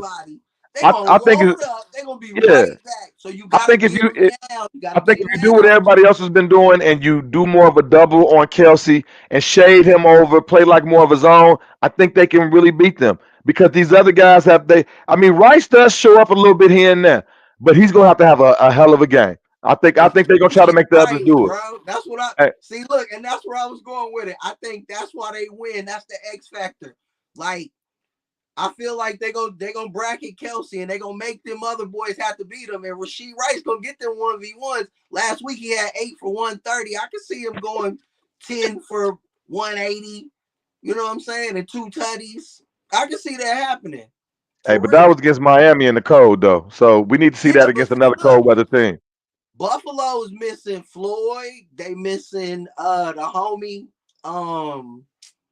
What's the homie name? I can't think of his name. Is Von Miller out there? Von Miller's out. Yeah, they got a They couple of missing a really good lot defensive of players that's people on out. that Yeah. defense, bro. And that's what I'm saying. Like, I don't think it's it Yeah, ain't that's safe why I for them. don't think nobody's gonna blow nobody out. I think it's gonna be about the quarterbacks. It's gonna be about the quarterbacks we all know Mahomes does not turn the ball over. So it's gonna be about Josh. If Josh comes out there and plays all world Josh, I think it's a chance for him to pull one out. Bro, if he What you pull think off of this, big dog? You gotta a break this 50 up. run, It's in the middle now. I gotta be if the he run tiebreaker. 50 Ain't that a yards, bitch? if he run a 50-yard run like he did last game, yeah, they won the game, bro. That Josh Allen, yeah, bro. Yeah. Okay, so yeah. And before I get mine, I remember the question I wanted to ask when we was on the wild card round. So I'm gonna throw this out there so y'all could be thinking about it while I give my answer. But all of the rookie performances, CJ Stroud, Rashee Rice, Jahmyr Gibbs, Puka Nacua, Sam Laporta. Who was your favorite rookie performance last week? So think about that while I'm giving my answer. But man, I got to be the tiebreaker. This is a tough one. I agree with y'all that this is the game of the week. Game of the week. Because I've been going back and forth most of the day on this one on who I would pick. And my answer has changed a couple of times throughout this day. The run that Josh Allen has been on to finish this season out has been spectacular. To come from the point where we didn't think they were going to make the playoffs to all of a sudden becoming the number 2 seed in the AFC is fucking insane to me. It's still mind-boggling that they're hosting this game in the second round. But in the end, it's not about who I trust more between Pat and Josh Allen. Of course, I trust Pat more because he dominates in this, but it doesn't come down to those two to me. It comes down to Andy Reid and Sean McDermott. And in my opinion, I trust Andy Reid a hell of a lot more. They ain't got their coordinators over there in Buffalo. And this is when Andy Reid is at his best. And I think Andy Reid is going to call a hell of a game. Once again, you're going to see a heavy dose of Pacheco. I think Rashee Rice is on his shit. He has been the most reliable weapon for Pat outside of Kelsey. And I'm going to ride with the Chiefs in this one. But like y'all, another close game. 30-27. I go 30-27 on this one. But yeah, it wouldn't surprise me if the Bills win this because they've been playing so amazing of late. Josh Allen has been playing a lot of mistake-free football, but they know them. The Chiefs know them. And in the regular season, Josh Allen wins, but in the playoffs, them Chiefs, man, they reign supreme. And he until he proves that he could beat the Chiefs, I'm gonna keep riding with him. D Snow, you say you lose every time you go against Mahomes. I've never gone against Mahomes. I can't. Yeah. I can't. Sonny, how many times did I tell you that if anybody surpasses Tom Brady, I want it to be Pat Mahomes, just so we can have a brother that everybody recognizes as the GOAT. Yes, sir. And then when I heard what Brady said about him, I was like, shit. Brady said he don't need 7 rings. He just needs like 3 or 4 because of his skill set, his mind. And he was like, Jalen Hurts, when he was doing film sessions with Jalen Hurts, he was asking him, like, what was you seeing, Jalen? And Jalen was like, well, I was trying. He was like, no. What was you seeing? But he was like, the difference is when he talks to Pat, he got to think of a way to act like Pat don't know what he's talking about. He was like, Pat be asking him stuff, and he'd be like, bro, I already know you know the answer. Why you asking me? And he'd be like, because I want to see what you gonna say. You know what I'm saying? The way he talk about Pat is like, man, next level. Oh yeah, Pat a way better athlete than he ever was already at this stage in his career. I feel like Pat will take it personal to take an L to Josh Allen at this point. Yeah, he's petty. Like Tyreek Hill said, he's very petty. Like, y'all don't know Pat. Like, I know Pat. He's petty as hell. He hear everything. Yeah. But like I say, it wouldn't surprise me if the Bills pull it off just because they have been on an absolute tear. They can win all. With the injuries they got, I'm rocking with the Chiefs. I trust them a little bit more. I trust Andy Reid's play calling a lot more than Sean McDermott. Sure. So that was cool. Did y'all think about them rookie performances? Y'all got a favorite? Gotta go with CJ Stroud. Come on, man. You crazy? That's all we've been talking about all day.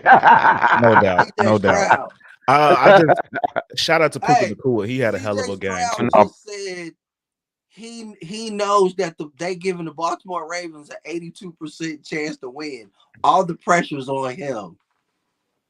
He was like, all the pressure's on Lamar. Ooh, CJ Stroud.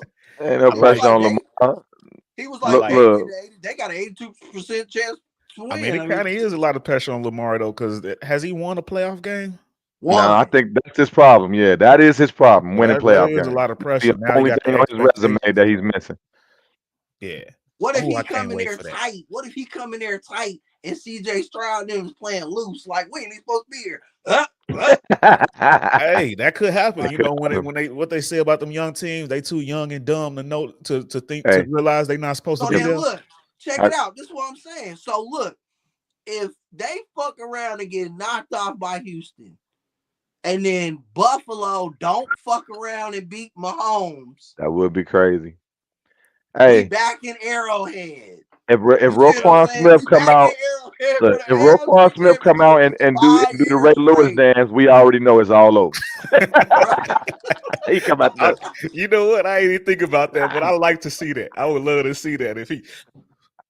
Hey, Ray a fool. I love me some Ray Lewis, man. Yeah, that's crazy they're working out together. But yeah, it's gonna be a crazy weekend. I'm excited. I can't wait. All right, so moving on. Let's talk about the future a little bit.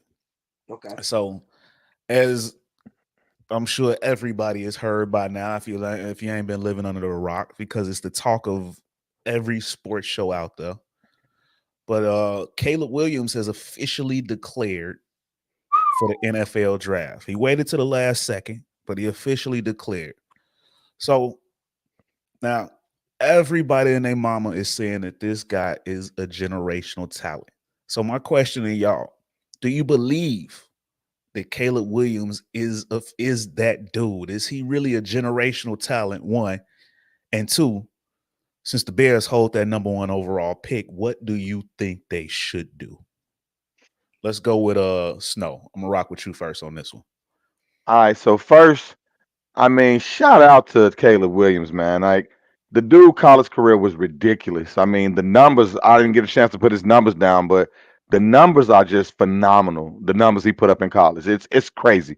Might not ever get touched. Like, seriously, the numbers are crazy. He won the Heisman last year. I mean, this year his team didn't play up to par, but it was a lot of big other competition out there, so it was tough.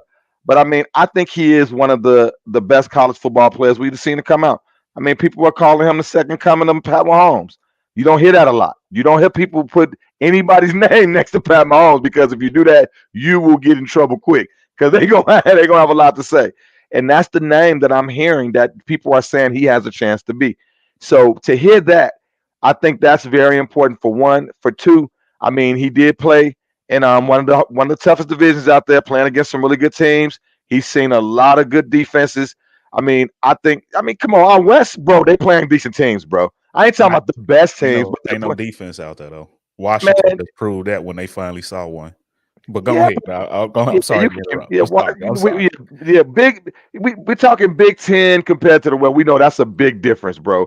We already know, especially when we come out Michigan. You know, that's a different world. But no, man, I really think that he does have a chance to be great. Is he a once in a time generational talent? I don't know, man. Football is one of the only sports where it is tough to call that. I mean, come on, look at the Ryan Leafs of the world. You know, look at the Jamarcus Russells of the world. I mean, this dude was throwing footballs off his back 60 yards down the field. You know what I'm saying? Like, we saw some dudes that were just freak athletes. That ain't Stroud failed the little aptitude test, but look at it.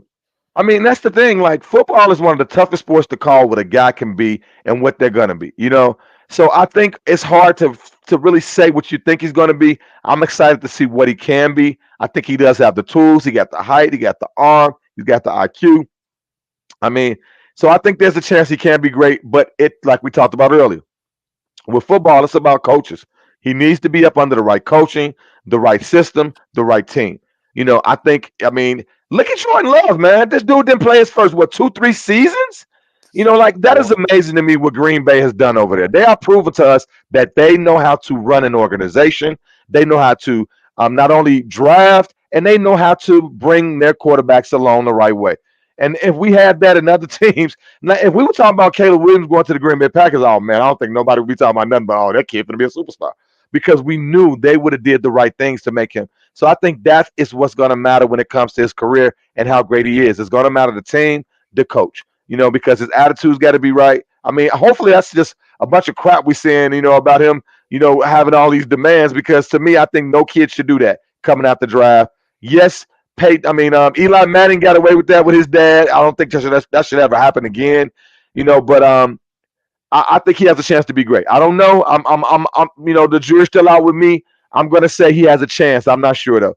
Now, if the Bears should go ahead and get him, this is a crazy conversation to have right now. This is the conversation on the tip of everybody's tongue. It's everywhere. Talking about it a lot because everybody it's everybody's because at the end of the day, I mean, when we go back to that draft of Pat Mahomes, I mean, the Bears passed up on a lot of great talent to jump up and grab Mitch Trubisky, which we've all seen is not a serviceable starting quarterback in this league, barely a number 2. I mean, every time he come out there, he's just getting whipped around. It's kind of sad. I feel bad for the kid because he's loved at home. They love him in Chicago, no doubt. But, I mean, the Bears have whiffed for over 50 years when it comes to a quarterback. Yes, Justin Fields is a decent quarterback. We saw some great flashes of what he could be. A lot of people try to say he's a running back. I think he's both. I think he could be a great dual threat with the right coaching and the right system around him. I think bringing DJ in was a big plus for him. It really gave us a chance to see more of his arm talent. He had a real, true number 1 that can make plays. We all know in this league, you need not only a guy that is a good wide receiver, but you need a guy that can make catches under pressure with other guys all over him. You need a guy that can actually that can make you look good as a thrower, and that's what DJ did for him. I think it's tough, man. I think it's tough. I think no matter what, the Bears will get a haul for either player.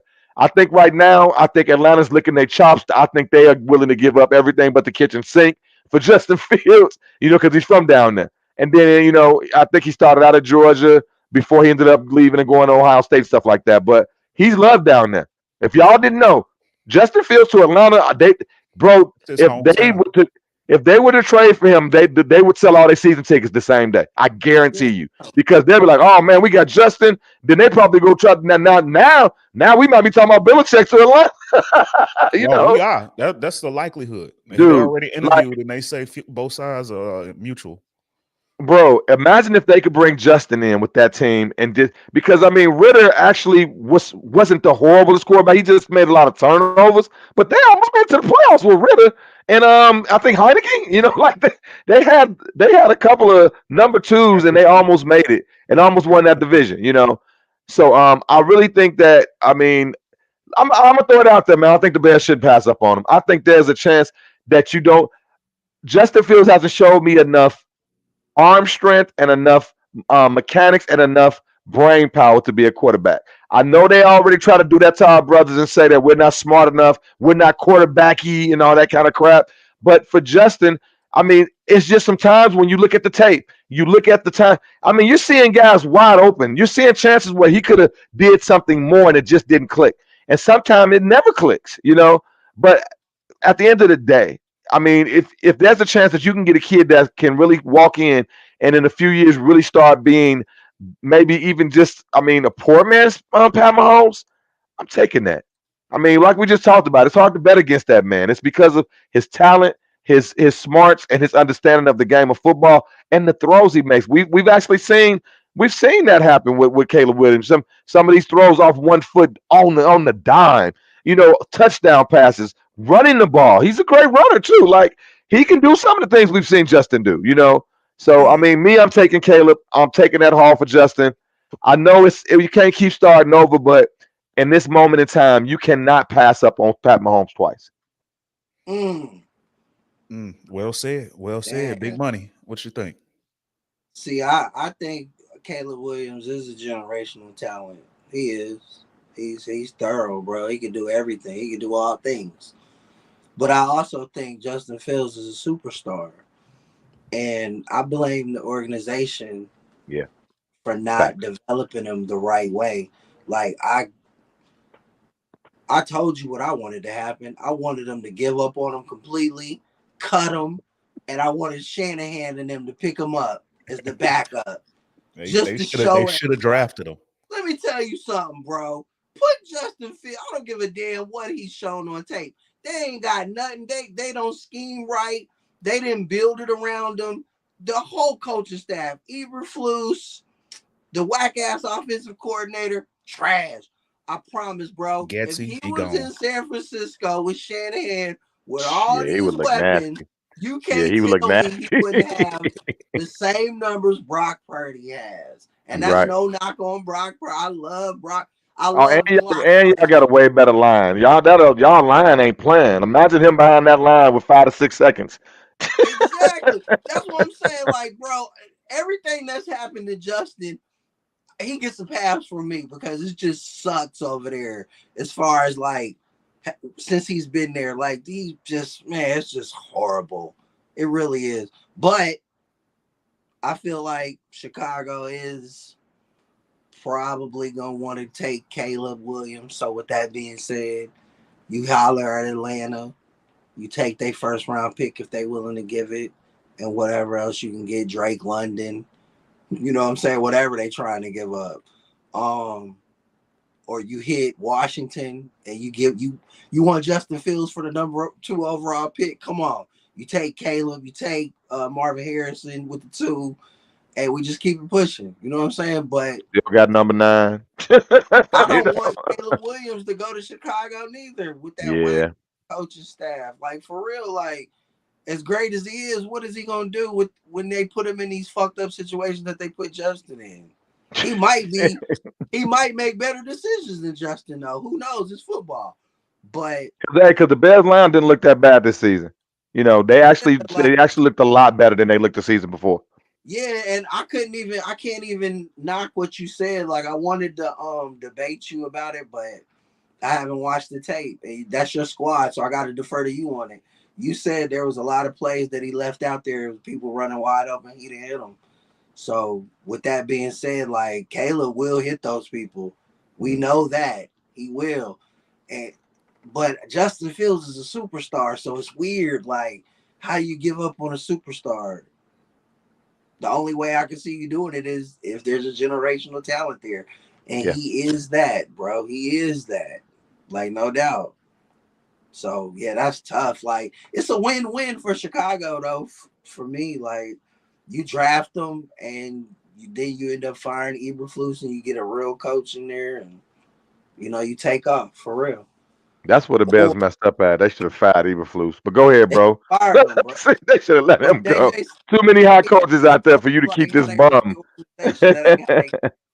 So, you know, I respected that when he broke that down. I was like, yeah, I could see that. So, yeah. Flus gets one more year. He earned that.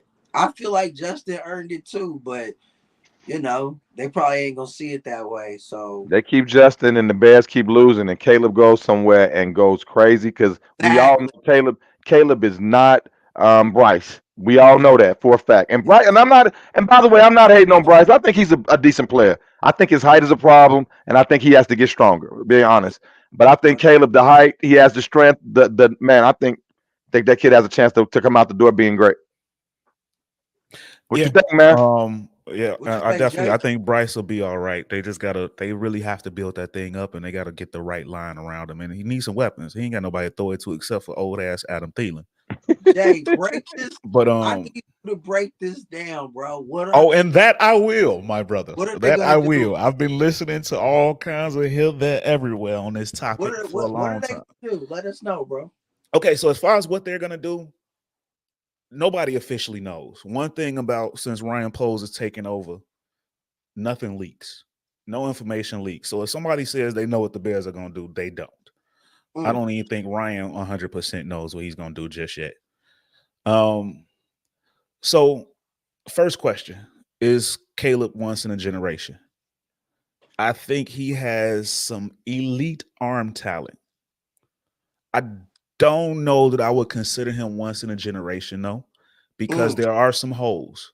I've watched a lot of Caleb Williams last year and this year, especially because I had a feeling we were going to be in this situation from the moment we got that Carolina pick. So I've been watching him and Marvin Harrison Jr. pretty much every single game this past season. And Caleb Williams, his talent level is insane, though.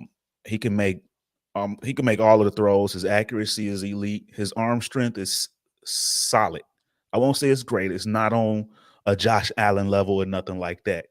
But he makes a lot of, and the reason why he gets a lot of those Pat Mahomes comparisons is because he makes a lot of those off balance, weird magic throws, like bail you out type throws. But on the flip side, what kind of arm strength does he have? It's strong. It's solid. If this was, who's it remind you of? Who's his arm strength remind you of? Who's his deep ball remind you of? Oh. Not to put you on the spot or anything. You might not like this comparison, but Kyler Murray. He got a strong arm, but not the strongest. But he can That's throw. what I'm saying. It's strong, but it's not Josh Allen strong, but it can make all of the throws you need. Okay. But one of the knocks that I have on him is kind of some of the same knocks that a lot of people have on Justin. He holds the ball too long in a lot of situations.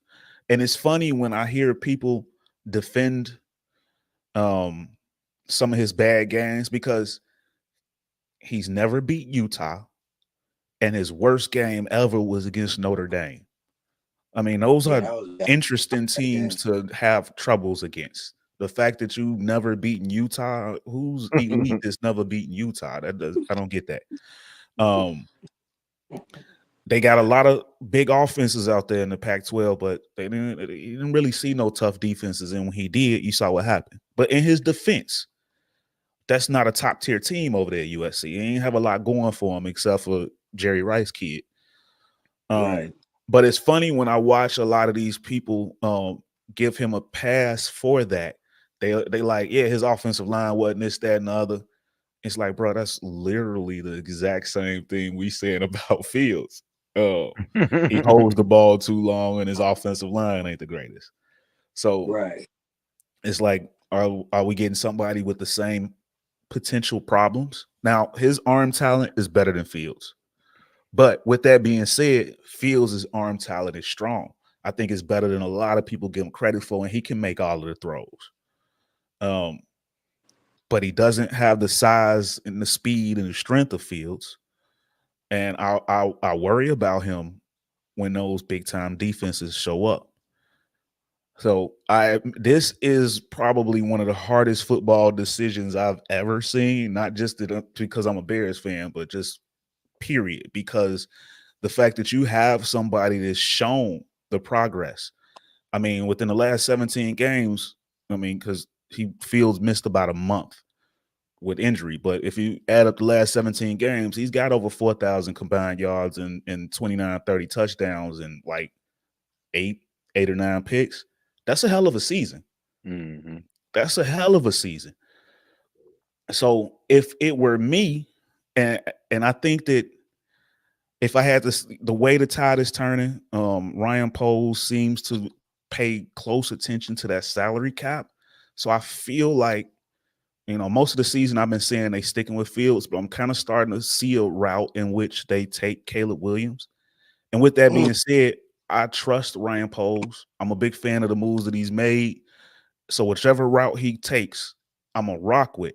But if it were me, I would keep Fields and get the haul for the picks. I think you can get more for that number one pick than you could by trading Fields. Now, with that being said, if somebody, like the offers that y'all said, if somebody was to offer me a first round for Fields, I'd be ridiculous not to take it. If I can move Fields for a first round pick, yes, done. Where do I sign? Damn.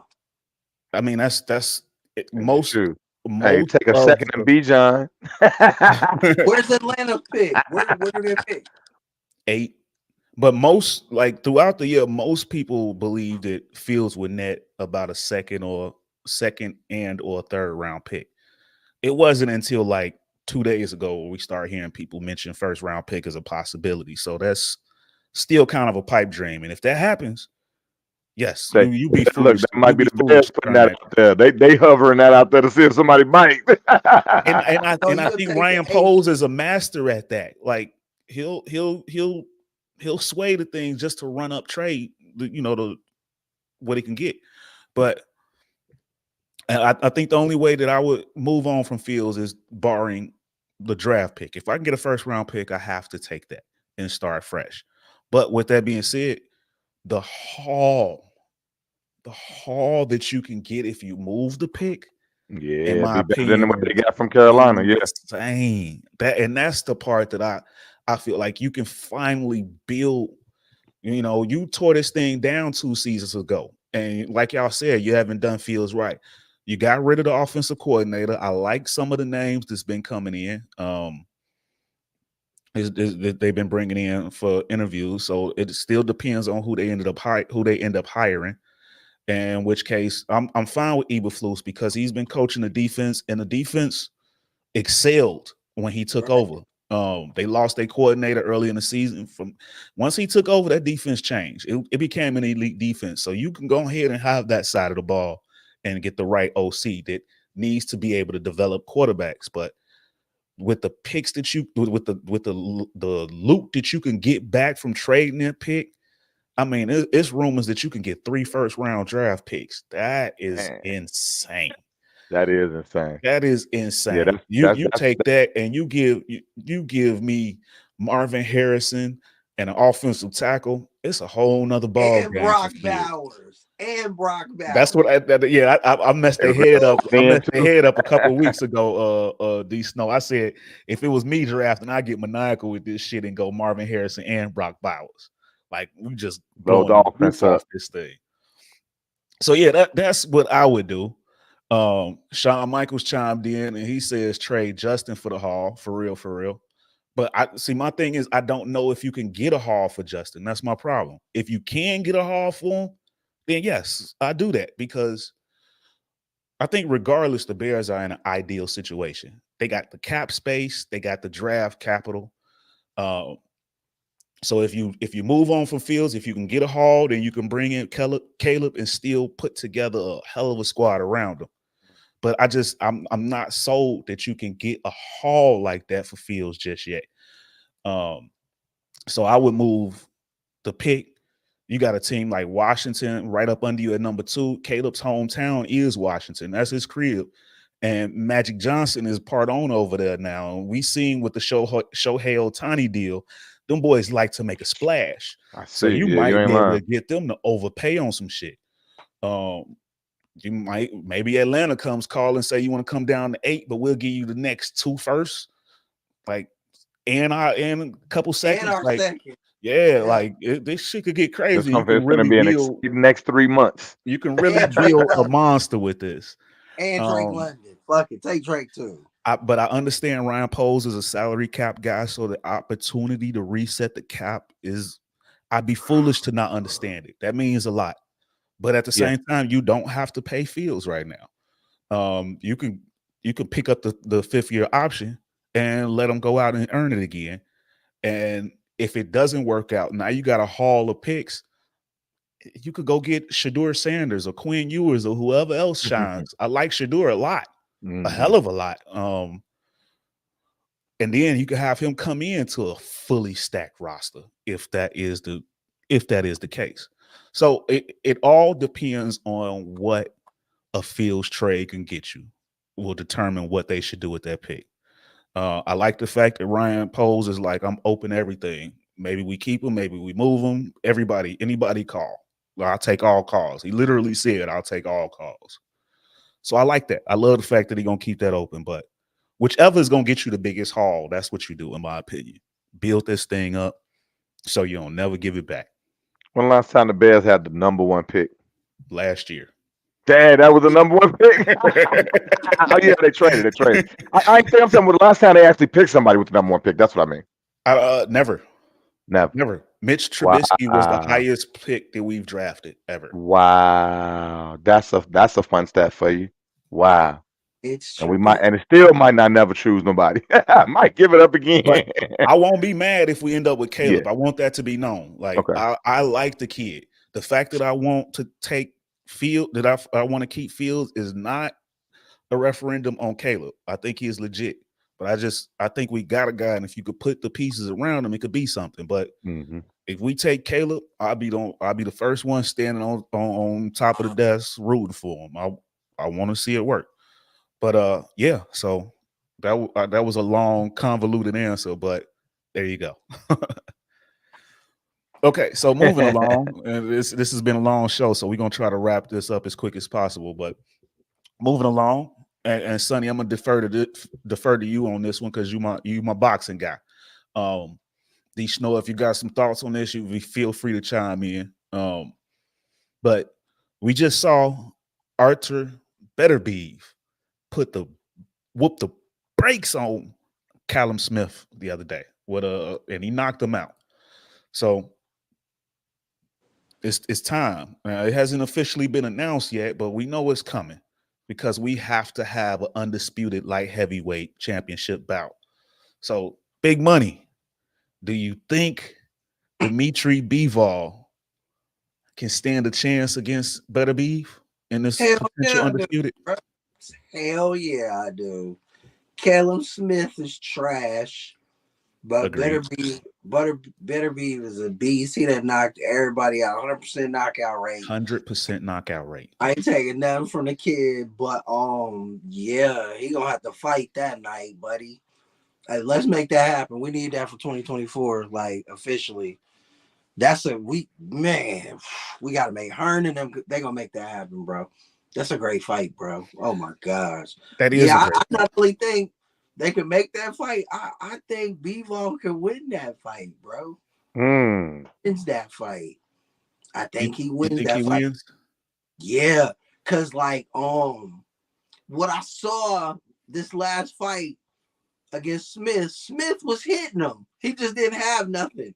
And there were some holes, like Beterbiev is always running in and he's trying to dictate and he's trying to get his shit off. And bro, if you could catch him coming in, you know how Bivol was doing Canelo? That same strategy it could work against dude. I think he can pull it off. But dude can knock him out too, though. Because he knocks out everybody, bro. If he catch you with that right, it could be a long night. It could be a short night. You know what I'm saying? You can wake up and it's already over. I get that. But I feel like Bivol can win that fight, bro. And I want that fight. Let's go. Make that happen. Yeah. I definitely agree that he can. I think that Bivol is the more skilled fighter. I think he can connect way more. D-Ball has such a vicious jab, and he can definitely outpunch him. But the problem is, it's like Caleb Plant when he fought Canelo. Okay. He's got the skill set to outpunch him, but he doesn't have the power to stop him. See, that's the problem. And I think that's what Beterbiev, in my opinion, will remain. He'll reign victorious in that. I think Beterbiev continues the knockout streak. Bivol can catch him. Bivol can tag him a lot, but Beterbiev got nothing. And Beterbiev eats punches. Like he's like the real life Drago, bro. Yes, I like that. He stays in that kitchen, bro. And eats punches and throws them right back. And Bivol, I don't think he can handle that type of kitchen fight. I like that. I think Bivol does got the power to make him respect it, though. Like he probably ain't gonna keep him off him, but you might be right, but he gonna catch him. He gonna feel something. Like, hold up, wait, I need to But think it seems about like Better Beef like that type of fight. That's what I've been watching, and like the little bit I've watched about him. He Like, want that. bro, Yeah, he he want that. likes that. Like some dudes, I don't. You know, it's not like a dude that likes to get punched. That's when you're in trouble. Oh, for real. Yeah. And see, 𝑏 will tag him a lot, but 𝑏 though, he gonna try to box him. I want that fight, bro. Yeah, let's get this fight going. Yeah, that's a huge fight. That's a major fight. But 𝑏 most of his fights tend to go the distance. Like no doubt, he's what I like to call a long range fighter. He'll tag you a lot, kind of like Devin Haney is, you know, in that sense. Yeah. But yeah,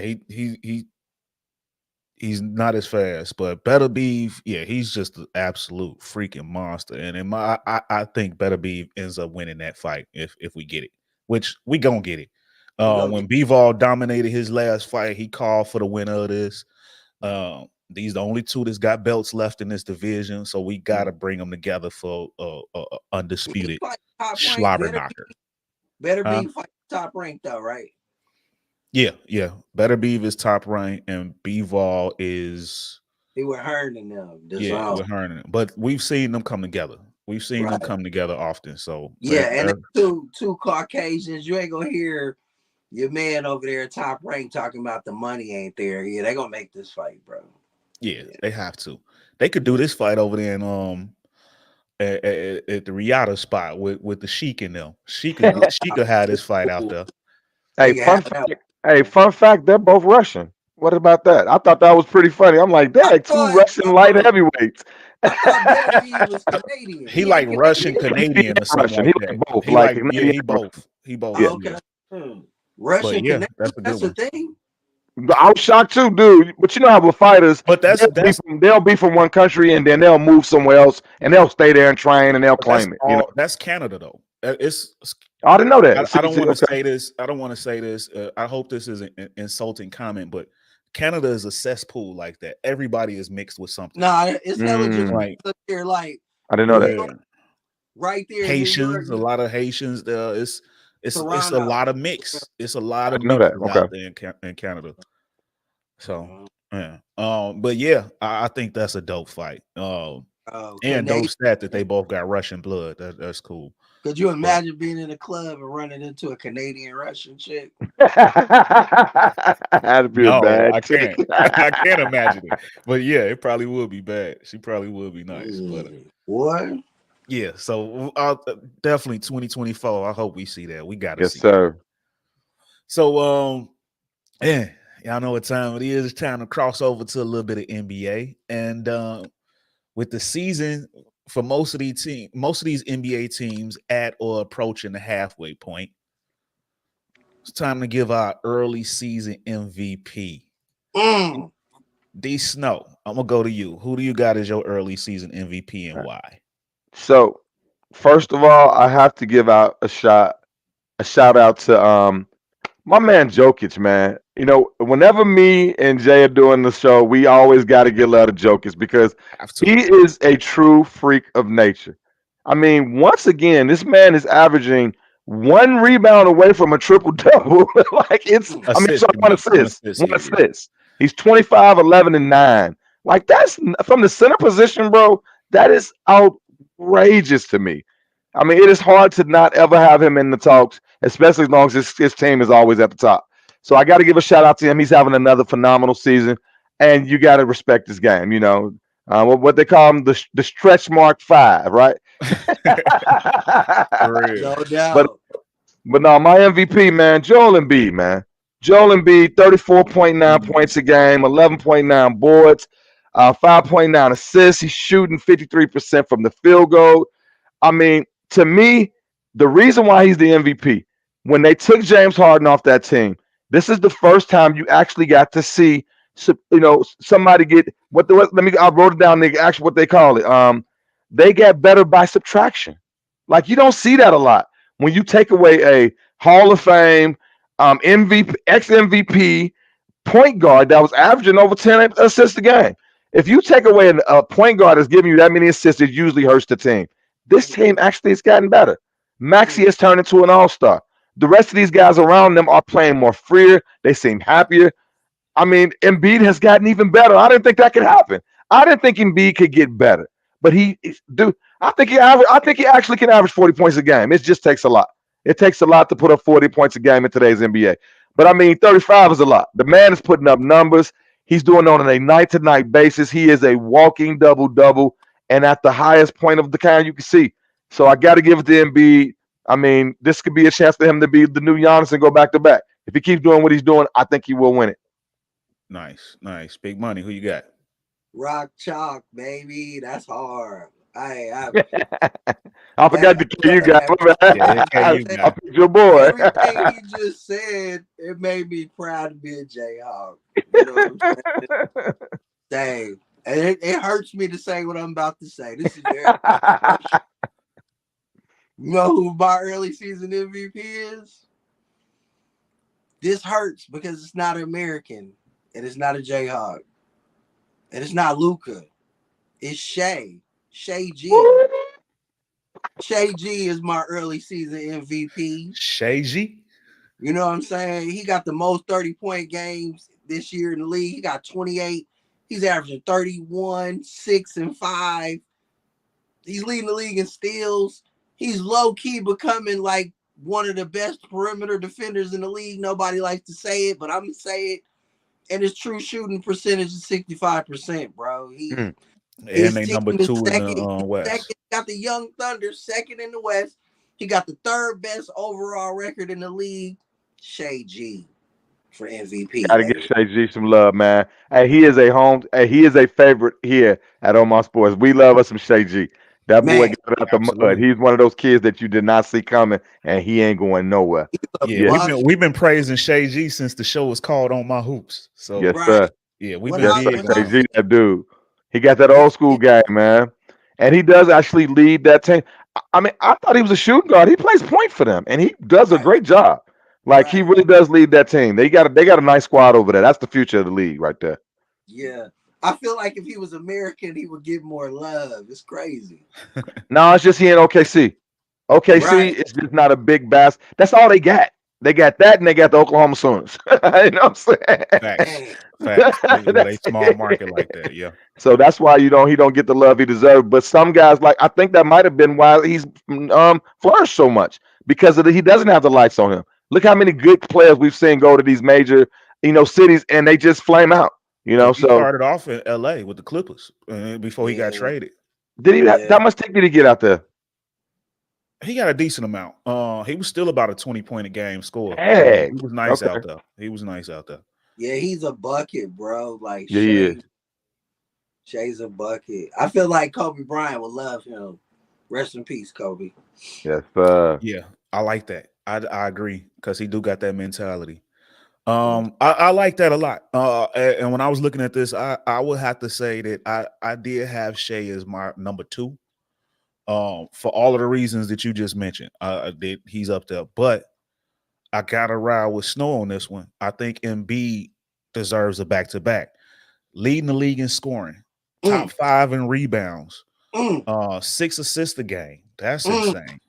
Top 10 in blocks, and they gave up James Harden and have gotten better off for it. Now I know they got some depth pieces, and I love the coach Nick Nurse. Great hire, best hire. Yes. But yeah, Embiid has just gotten so much better, and he's becoming a leader. Now he still got to prove that he can do it in the playoffs because he disappears in the playoffs. But it's a regular season award, and I think he's been absolutely dominant. And although the Thunder do have a better record, the Thunder got so many pieces I've been singing the praises of over there. So I don't think that they have as many nice young pieces in Philly. So I think the job that 𝑗o𝑟𝓁 been doing is insane. So he's my MVP. But yeah, I got 𝑐𝒏 as my young pieces in OKC. Pause. No, yeah.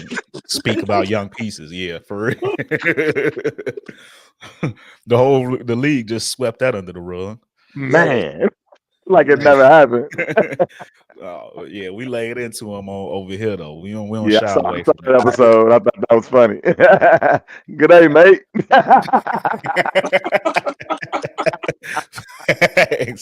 Facts.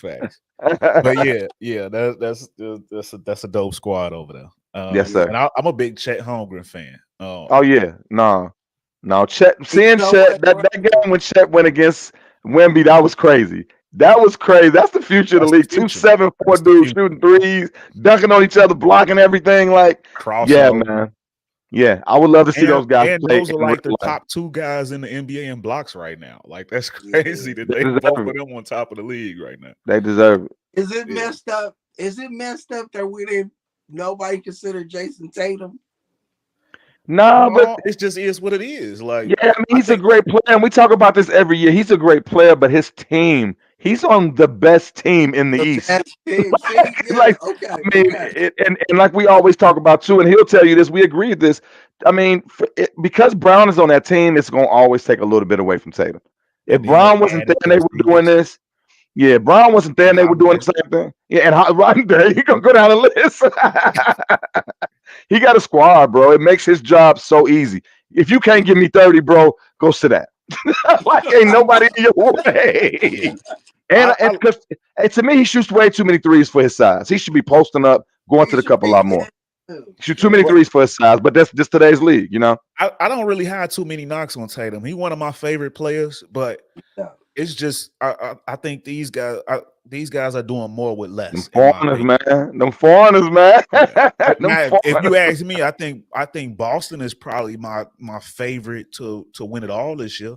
I think they Mm, got the best squad. Like when you added Porzingis and then Drew Holiday, yeah, that that was hit you at crazy. another tier. Like Drew Yeah, Holiday is the guard stopper. when they let go Marcus Smart, I was like, that was dumb. And then they picked up Drew, and I was like, It was like, oh, oh, that was genius. Yeah. Yeah. y'all just got a I, bigger I than felt the Marcus Smart. same way. And Robert Williams, I felt the Yeah, same way. I was they like, y'all wouldn't get giving up y'all guys that depth, they but wouldn't yeah, get guys that do exactly what those guys did and more. yeah. Like that was man. Hey, shout out to the front office in Boston, man. They continue to just do. They show everybody else how an organization should be run for Who's real. running it? It's Brad Stevens, Brad right? Stevens. Brad Yeah. Stevens, Imagine man. if they still had Emi Udoka, boy. I think the only knock that I have on that team is Muscala. Like, I He's can not ready for complain. those big moments I against can those other complain about coaches. him all day. But like dope, man. Like dope. I wonder like what the situation was with dope. Like, what did Shorty look like? Because we all been in that situation. Like, what happened, bro? Like you couldn't control it. Like Hey, she cut you off, and then you stalking her. Like we didn't, hey, bro. hey. He in H Town now. You think it got easier? No, I'm just saying, like, I don't understand. Like, bro, you got Nia Long at the crib and the other chick cut you off. Like, you greedy out here, bro. You real thirsty. Hey, agreed. hey, a lot Like, of dudes is, man. A lot of dudes is, baby. We all know the power of the. right. Yeah. Hey, you know what I'm saying? That thing, some dudes can't control themselves, man. Right. And he's How a great that coach, shit man. look like that cost him his job over there? That's crazy. Like, damn. Hey, Yeah, hey, it really is. life be lifing, bro. That's why I don't judge, because hey, man, you never. And like we always talk about, none of us was in the room, and there's always three sides to the story: his, hers, and the truth. And the truth. Yeah. And like Jonathan Major showed us, the white woman tears got power, boy. They powerful. Hey, Ooh, talk hey, about it. hey, you gotta be careful out here, man. Like, hey, the worst thing he did was put her in the car. Just run away. You should have ran away. Just kept Right. running. You shouldn't have touched. Hey, man. Now Hey, I'd love to come on the comic and talk about that, man. That's a good one right there, man. Yes, you out sir. here Hey, man, it was bunny a good hopping. show, You man. out here bunny hopping. Yeah, facts. Okay, so all right, real quick before we get out of here, the last topic of the day, and I had hoped that we would get some breaking news for the first time ever on this show, but unfortunately we haven't. But I'm gonna bring this up anyway because by the time we broadcast again, it will probably have happened. But rumor has it that the Pacers are very close. They've resumed trade talks and they're very close to acquiring Pascal Siakam from the Toronto Raptors. So, fellas, if this happens, and Big Money, I'm gonna go to you on this one. If this happens, does that make the Pacers title contenders? Yes. Yes. Healthy Halliburton, Siakam, Buddy. Man, yeah. That puts them right there. They top 3. I think they jump over the Knicks.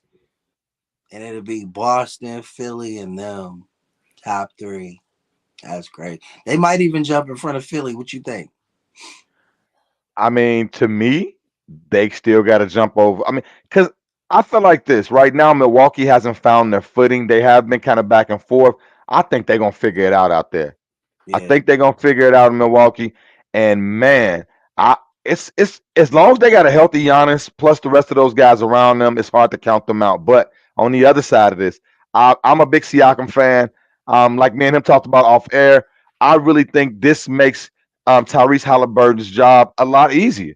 This frees him up to not only be who he's already been this season, but now he has another person he can get past that ball to, as well as Siakam plays a little point guard. He'll bring that ball up. I think he averages somewhere about 5 or 6 assists a game. So he's going to bring another element to that team that's already good. He's going to fit right in. And that's the type of player you want. You don't want a guy that you got to like it's like you see with Harden, it took them a little while to get that together. I didn't know if that was going to work, and man, it is working. They are balling down there. But with Siakam, I think he's going to just seamlessly fit right into that because he's not a loud player. His game will fit right into what they need, and they need that height. They need that length. I think that'll make them. I think that'll put them in that top 4. My top 3 above them is still going to be Boston, Philly, and Milwaukee. I think Milwaukee would. I mean, I can't. A team with Dame and Giannis. I'm sorry, bro. Until they show me they can't beat somebody, I got to put them in the top 3. I got to because they still got pieces. They still. Hey, man. I really think they're gonna figure that out. And I think once they do, it's gonna be tough. That's a nasty I one. I think they're gonna figure it out. I agree with you, but I just feel like that's a bad matchup for for Milwaukee if they play them in the playoffs. I mean, Indiana, it depends. If Giannis is going crazy, nobody can stick him. right? You know Right. what you think up But there, Jay? Yeah, I so feel like Milwaukee ain't the same defensively, and they can't guard them either. That's the problem. Nobody is. There's no defense in the NBA. Let's be honest. Fact. No, that's fact. They're giving up 130, 40 points a game. Every time I come, I'm like 145, 160. What the hell? I just feel like Indiana is a that's little true. bit better than even with Dame. They're a little bit better than them. Like for real. Chemistry, man. Chemistry. So Yeah. I think that and that is tough because Man. you add Siakam and Giannis, that could be some hellified battles for the next few years. Man. I do think that to me puts them ahead of the Sixers. And at this point right now in the season, they 3.5 back at this from the Sixers. Right now, the Pacers at number 6, Sixers at 3, but yeah, 3.5 games back. So if they make that deal, then there's time to catch them. I don't think that puts them ahead of the Bucks. Not yet to me. Too many of those Bucks, they've been proven. They've gone there. Although, like you said, they ain't quite got it together. They do offensively. They lost so much on defense. They just gotta figure it out defensively. They missing Drew. We really Drew seen what Drew meant to them, bro. Yeah, we seen that for real. Yeah. And if they were smart, trade deadline, they'd be out there begging for Memphis to send a Marcus Smart or some other defensive guard. That would be a great pickup for them. Yeah, Marcus Smart. Hey, I think he's hurt right now or something though. Yeah, but he should be back in time when it counts. See, that's the problem for me if Indiana plays Milwaukee. To ain't me, no defense in that game. Yeah, they since they don't got Drew, they get what's his name to come out of the post, Lopez, and then it's wide open. And it's problems, bro. They exploit that. It's crazy. That's a series auto. Series is about matchups and that. Yeah. But I still think that size is a factor over there. And that scares me for Griffin over there. You know what I'm saying? Like, you got to figure that out because, like, hey, I feel like Giannis got a chip on his shoulder with them because of that IST though. I think that is going to be a problem when the playoffs come around, and that's the one thing I do like about Giannis. Yeah, that's Mr. Glizzy gone. That's the potential. He that type of dude that look like he owed a grudge. You could tell. And I love it. I'm here for that. I want the chippiness. I want hard fouls. I don't want nobody to get hurt, but I want both teams to want it. Those are the type of games that we live for real. Hell yeah. That's it. Absolutely, 100%. But I definitely think that makes them a contender. I mean, top 3 teams in the East are contenders. Yeah, they contenders, bro. Legit. And that's an offense that there's only a couple teams out there that would be able to keep up with them. I mean, hey, who y'all think is better this year, East or West? Ooh, yeah. I think in depth, I would have to say the West. The West. But I like the top 2 teams in the East. East is coming, baby. East is coming. East is coming. I tell you what, my biggest surprise is Orlando. Yeah, that's a shock. And they got a lot of no names over there, man. They don't. What I think really helped them is the 2 brothers winning that championship over the summer. That did propel them. Michaels. Oh yeah, thanks, Sean. I mean, hey, that propelled them boys to come over and because I mean, Paulo, we all know is going to be a star. But man, you know, with Franz and his brother, they actually played well over the summer, and they brought that energy back with them. And it seemed like it really, and we've seen that happen in other years with other teams in the NBA, where that summer, you know, the Olympics, they come off that fire and they come back and it's like they feel a little bit better about that game. So, but yeah, it's gonna be it's a long season. We're halfway through it. We'll see what they do with it, you know. Yeah, facts. I think this is gonna be a super fire trade deadline. Because it's a lot of teams with a lot to play for. I like what the Knicks did with OG Anunoby, but it was kind of a stale move. I thought they could have did more. They could have got more with all of the pieces. I'm not a big OG fan. He's okay. He's a solid player, but like I'm not big on him. Like, you know, he's the dude that's been in all. He's been the dude reported to have been traded for the last 3-4 years. You kept hearing his name constantly. So he's got to. And I will say this because I know you're a New York guy. He has been showing me something since you got there. He's been playing well. Let's see if it, you know, the Knicks guy though. No, I don't like the Knicks at all. Hey, no, I see the hat you got on. I said you're a New York guy. I said New York. I didn't say Knicks. You look, Jay trying to set it up. You know what I'm saying? Well, I'm actually a Bulls. I like the Bulls, bro. Okay. I've been a lifelong Michael Jordan fan, so I'm. Yeah, he does that to people, man. Yeah. And he's from the same city. Hey, and you know what I'm saying? I'm. It might sound cold-hearted. I didn't give a fuck about old girl getting booed. Sue me. No, hey, and coming from Chicagoans, I tell people all the time, as Chicago fans, anybody that's been around long enough to know everything, they got the right to boo that man. It's all about sports. It's nothing against him, his personality. When they started to see the wife was upset, they stopped booing. It wasn't meant to hurt her. It wasn't about the person who he was. It was all about basketball. Michael Jordan should have something to do with the Chicago Bulls right now. That shouldn't have happened the way it went. We're not the Bulls without Michael Jordan. There's no reason why he should be anywhere else. You know, but that's just the old, you know. Hey, Reinsdorf ain't gonna never sell the baseball or the basketball team. He gonna die with them in his hands. They're worth too much money. He ain't coming up. I like his basketball knowledge. This guy he knows the game. Well, appreciate you, man. So football season almost over, so we're gonna have a lot of basketball. Yeah, I'm sitting on football. I like the way you think basketball, bro. I can talk basketball with you all day, bro. Yes, sir. I appreciate you, man. It's my love, man. That's why I'm back. I missed it. I really I'm just happy to be able to jump out here with y'all, talk sports, get a fan something to like, you know, and just bring some excitement to this, man. It was a fun 2.5 hours. I can't lie. I know we went long and we'll figure out a way to shorten that, but it was fun the first time around. For real. It was fun. Yeah. It was fun. Fire, so yeah, ladies and gentlemen, man, y'all get down on those comments. Tell us what y'all thought. Give us some of y'all picks for next week's playoffs and all that you did. Let us know y'all MVP. Here's from us here at On My Sports, ladies and gentlemen. We appreciate y'all. We love y'all. And we up out this thing, man. Next week.